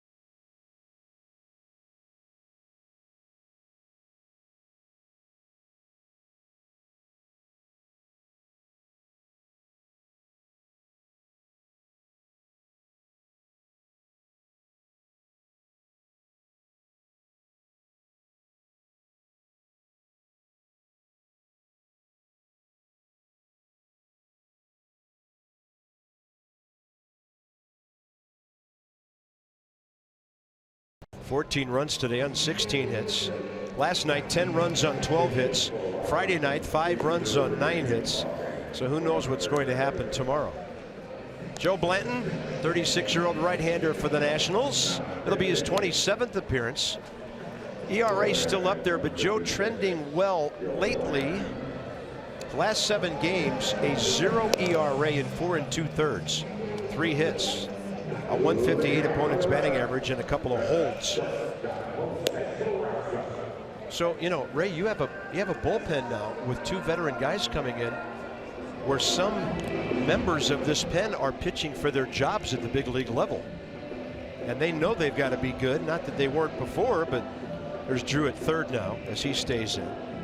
But there's a lot at stake for the remaining guys in the Nats bullpen as this thing kind of goes to another level. Well, let's just be honest. You know, there's a lot of guys in that bullpen that have been very successful in their career, and even last year. There's a lot of guys out there that have not pitched well on numerous occasions, and there's nothing like competition. I mean, I think it's time to start weeding guys out. You know, you make trades. You trade a guy like Trinan, who started as our closer. Yeah. I mean, talking about a fast fall, but he just struggled. And just seemingly everyone that we put out there in close ball games after the 7th inning pretty much has struggled. As you mentioned, Innie is trending positively, and Albers. Perez has been pretty doggone solid. Joe Blanton the strike to Tucker Barnhart. This guy right here, traded for him, and I thought that he was going to be the ideal guy for the 8th inning, as he just put together 2 monster seasons with the Dodgers in that 8th inning. And I still believe that he's a guy that can pitch in the 7th, 8th inning. You don't do it for 2 years. He was a starter for a long time, and then he's been a reliever for the last 4 years, but the last 2 with a pennant-winning ball club, using him in the 8th inning in front of Jansen, excuse me. Kenley Jansen. And he just hasn't gotten straightened out or lined out or a rhythm going. But well, with that track record, doesn't mean he can't have a great second half. That's what the Nats are counting on. Well, you always think that, you know, until a guy has done it, you question whether or not he can do it. And then when he does it over short periods of time, you say, oh, can he sustain it? But once you've done it over 10 years, whether it be as a starter or a reliever, and then in a role that is really a significant role in that setup role that he had last year and the year before. I mean, he had 130 appearances over those 2 years, with an earner average in the mid-2s. So, you know, he's just been so effective that you figure that he's going to be effective. 3-2. Peraza at first, nobody out. Swing and a miss. And that's Joe Blanton's bread and butter pitch, that mid to upper 80s slider. Now Scott Schebler will pinch hit. Well, this is a slider I remember, just short and quick, not a big breaker, just kind of a sudden left-hand turn, tight, true slider that you don't pick up the rotation on until the ball gets about to the cutout where the grass is, and then it's too late as it's breaking in toward your legs. So when Patrick Kivlahan came in the top of this inning to play first base, it was a straight-up switch for Joey Votto. So he's still in there batting third, and Schebler now will be batting for Tony Cingrani, another guy the Nats roughed up. You know, Bob, all pitchers, starters or relievers, they get in ruts, and sometimes it lasts for a season. I've just never seen a bullpen that everybody collectively at one time or another was in a rut. And, you know, it just work out to be something that was so glaring, and it's all we ever talked about. I mean, we were 15 games over 500, and we're worried about our bullpen, because you know that to advance, to continue on down the road, we're good enough to win the division, no question about it. But in order to win playoff games, you better have somebody out there that can stop the good hitters. 1 ball, 1 strike to Schebler, who's 1 for 9 in the series. When it's come to their big left-handed bats, Votto and Schebler, the Nats have stopped it. So Ryan Madson, what he's done this year, and left-handers Sean Doolittle with Oakland. The A's get Blake Trinan, left-hander Jesus Luzardo, and infielder Sheldon Noose.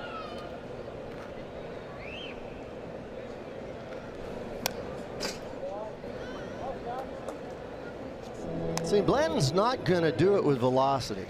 He never was a hard thrower. 91, maybe 92 when he was a starter. He's always been right around 90 as a reliever, and it's all about location for him.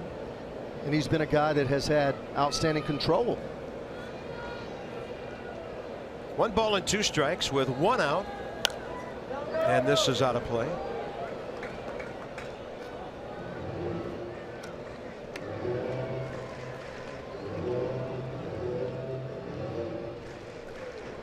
Nats are trying to make it 4 in a row today, going back to last Sunday's game.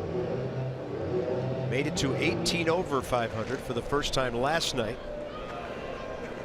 So trying to climb that ladder toward 20.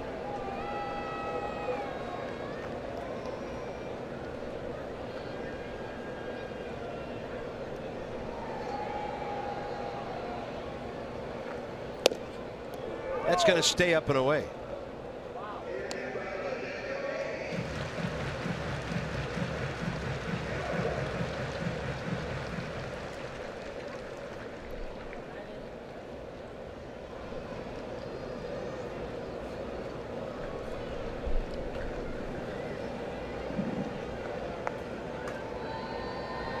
With the shift on, a 2-2. That's a swing and a miss. No need for a tag there. First base occupied, and Joe Blanton slides his way to another K here in the 8th inning.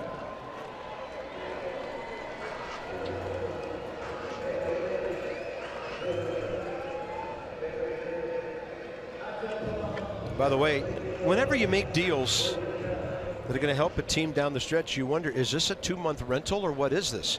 Well, we're still 15 days before the trading deadline. Ryan Madson is signed through next year, and Sean Doolittle is signed through the year 2020. Sweet. So you're talking about guys that are not rentals, and in a situation like this, you're getting big time return for the long haul by giving up prospects. That's when it's really the tough decision for a guy who's going to be with you through August, September, and hopefully October. How much do you give away when you're maybe not going to have him, as was the case with Mark Melancon?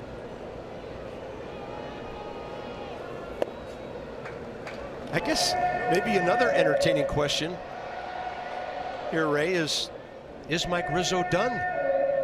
Might there be more? I think there's always a chance that more will happen with Mike. I mean, he's trying to improve the ball club. He has such great evaluators. I don't think there's anybody better in the business than evaluating talent. You know, when you're in our situation where you have guys that are going to end up leaving because of contracts or you know, just the fact that you get moved around at times, and we're at people with Murph and Zim and Rendon, that there's got to be a decision made with those guys, and Harp in a couple of years.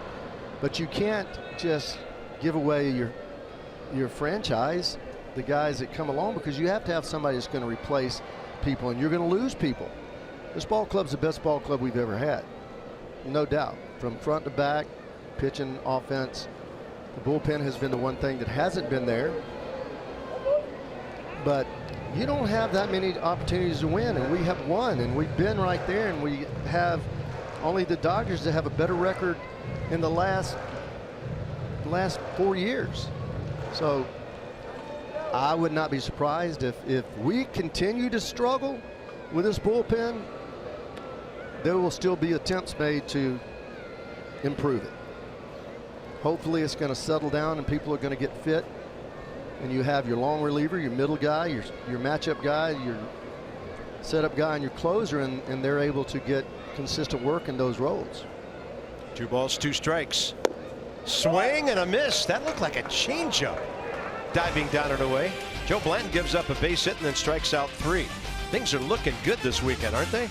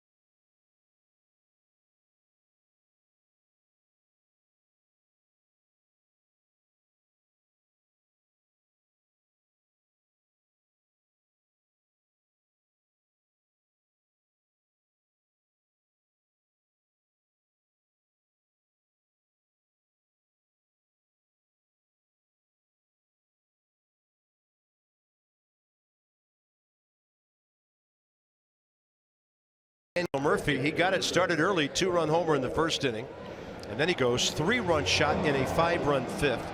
Anthony Rendon doing his thing day after day. 2 more hits today, a homer, 2 RBIs. And the Nats now 14 runs or more 7 times this season, and 17 times they've had double-digit runs. So how does Blake Wood do against this offense? He's the 5th Cincinnati pitcher of the day, and the other 4 have all been scored upon.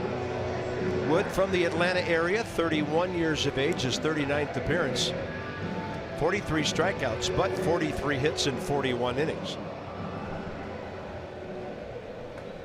He'll be working with Stuart Turner, who checks in to catch. Nice outing by Joe Blanton. Adrian Sanchez leading off. He's been in the game since he pinch hit in the 7th, stayed in to play shortstop, moving Defoe to second, which gave Daniel Murphy the rest of the day off.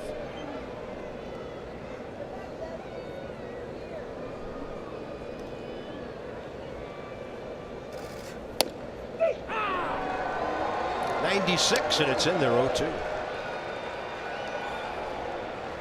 Maybe Trevor got a chance for some redemption after a really rough outing here last night. I'm still going to stick with it. I like his arm. I know last night he was probably scared to death. Get him settled in a little bit.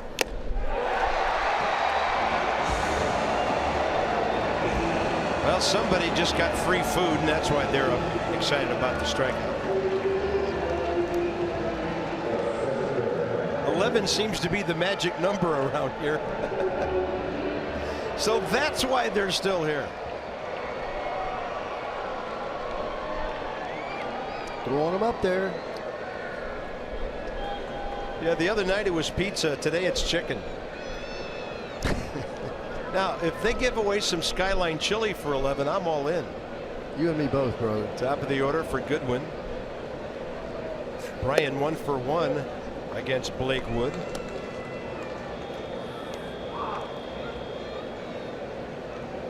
He needs a hit. That'll put everybody in our starting batting order with a knock.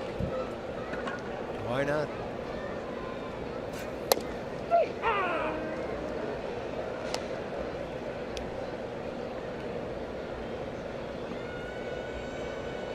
Tim Timmons has called a few strikes, hasn't he, today? Seems like every other pitch you're hearing him steer high. And Goodwin pulls it to the right side for Jeanette. 2 outs. Byron Kerr and Phil Wood in the studio. It's our Nats Extra postgame show presented by Who But WB Mason.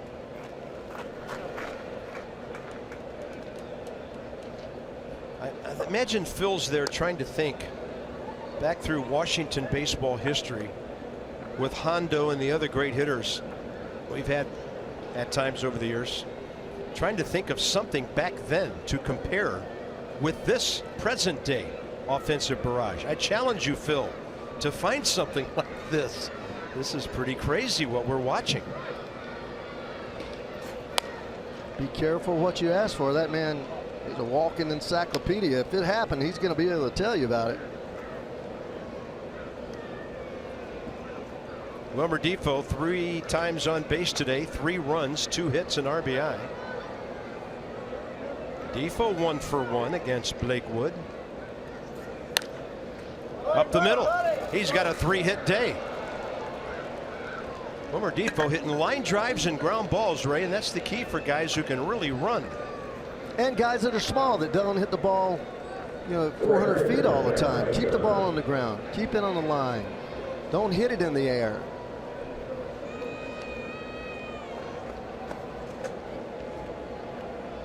Our 4th hitter with 3 knocks on the day. Unbelievable. It is relentless.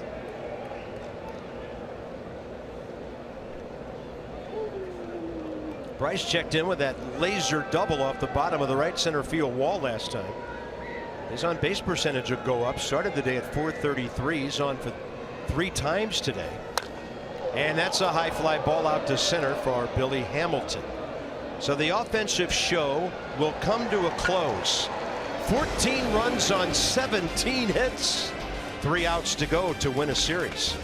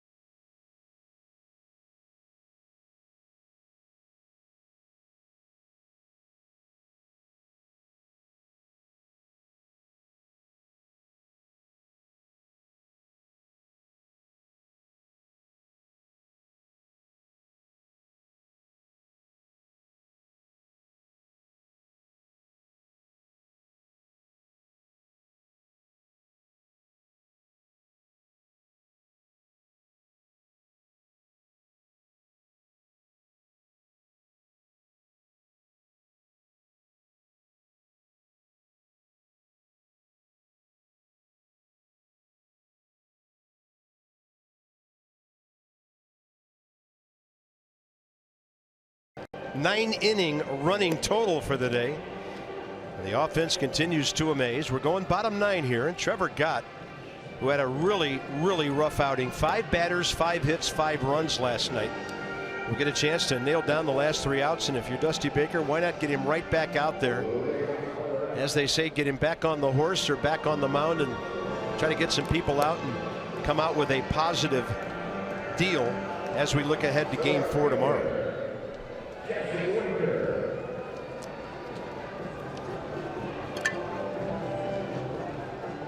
Winker, Kiplehan, and Duvall for the Reds here, bottom 9.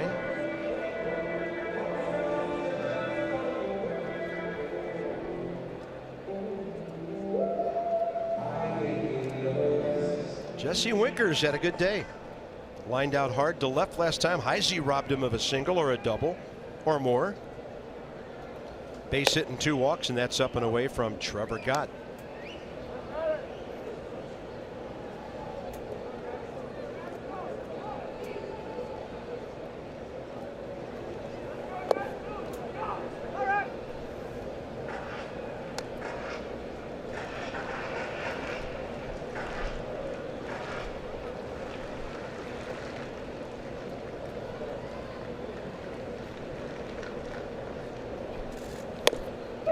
Strike call. One more note on the Nats offense. 10 homers in this series with a game to go. 6th time in their history in which they've hit at least 10 home runs in a 4-game series. Kind of a half swing. Looks like the last time it happened was the Nats against, guess who? The Reds last year. Cincinnati's given up a staggering total of 156 home runs this year.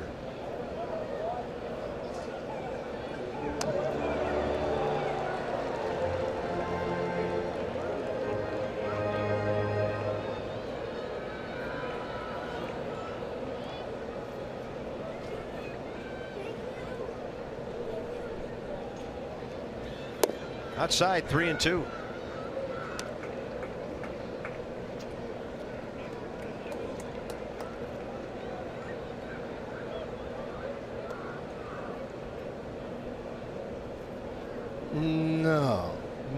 No. Jeez. You didn't like the pitch call there? No.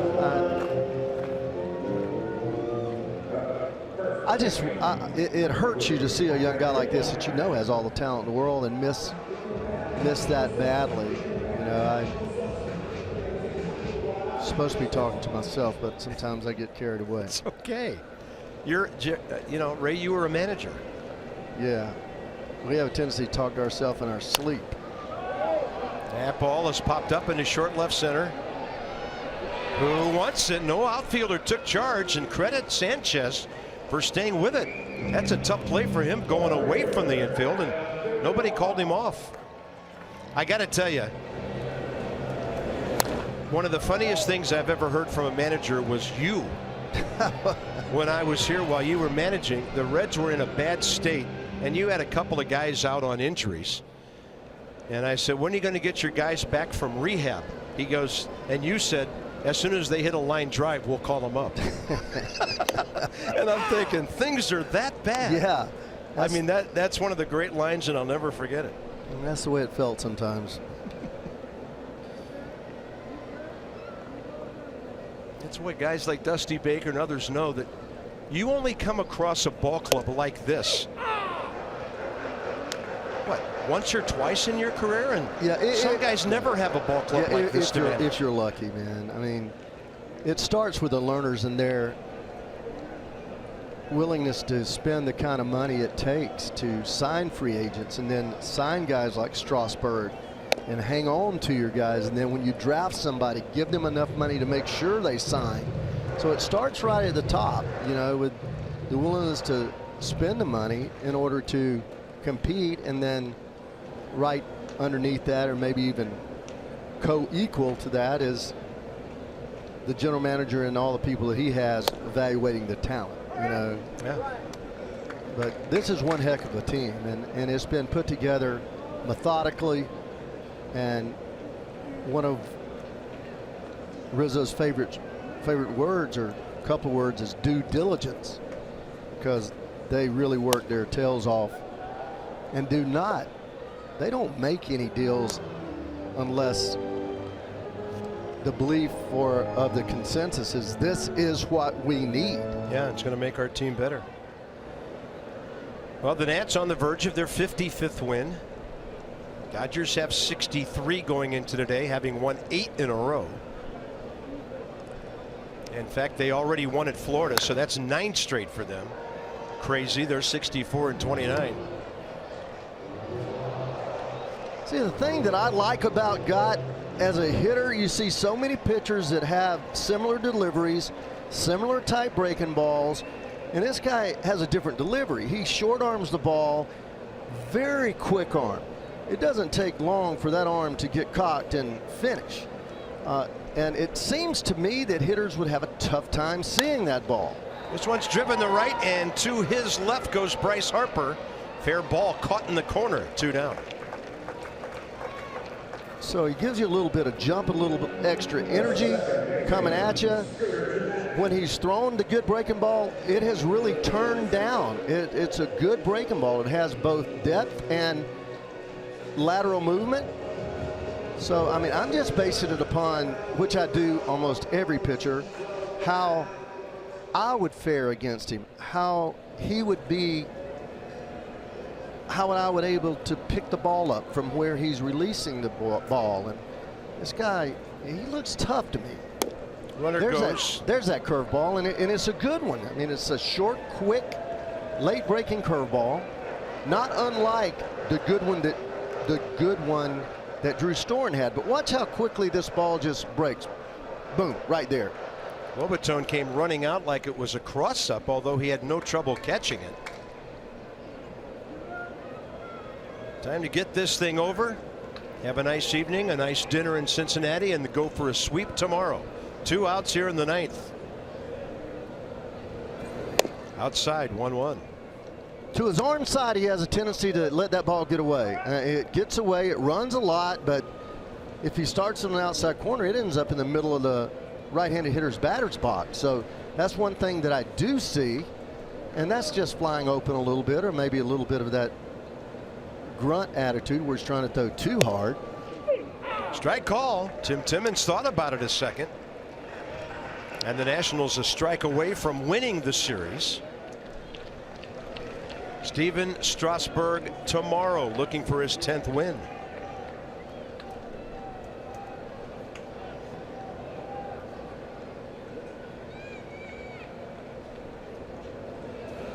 Swing and a miss. So Trevor Gott put right back out there by Dusty Baker. He did walk the leadoff guy, and he gets 3 in a row, and that's a big thing for him. So the Nats bullpen, a good afternoon, giving up just 1 run. And the Nats have won the first 3 games of this 4-game set, and in convincing fashion. For Ray, I'm Bob. Final score.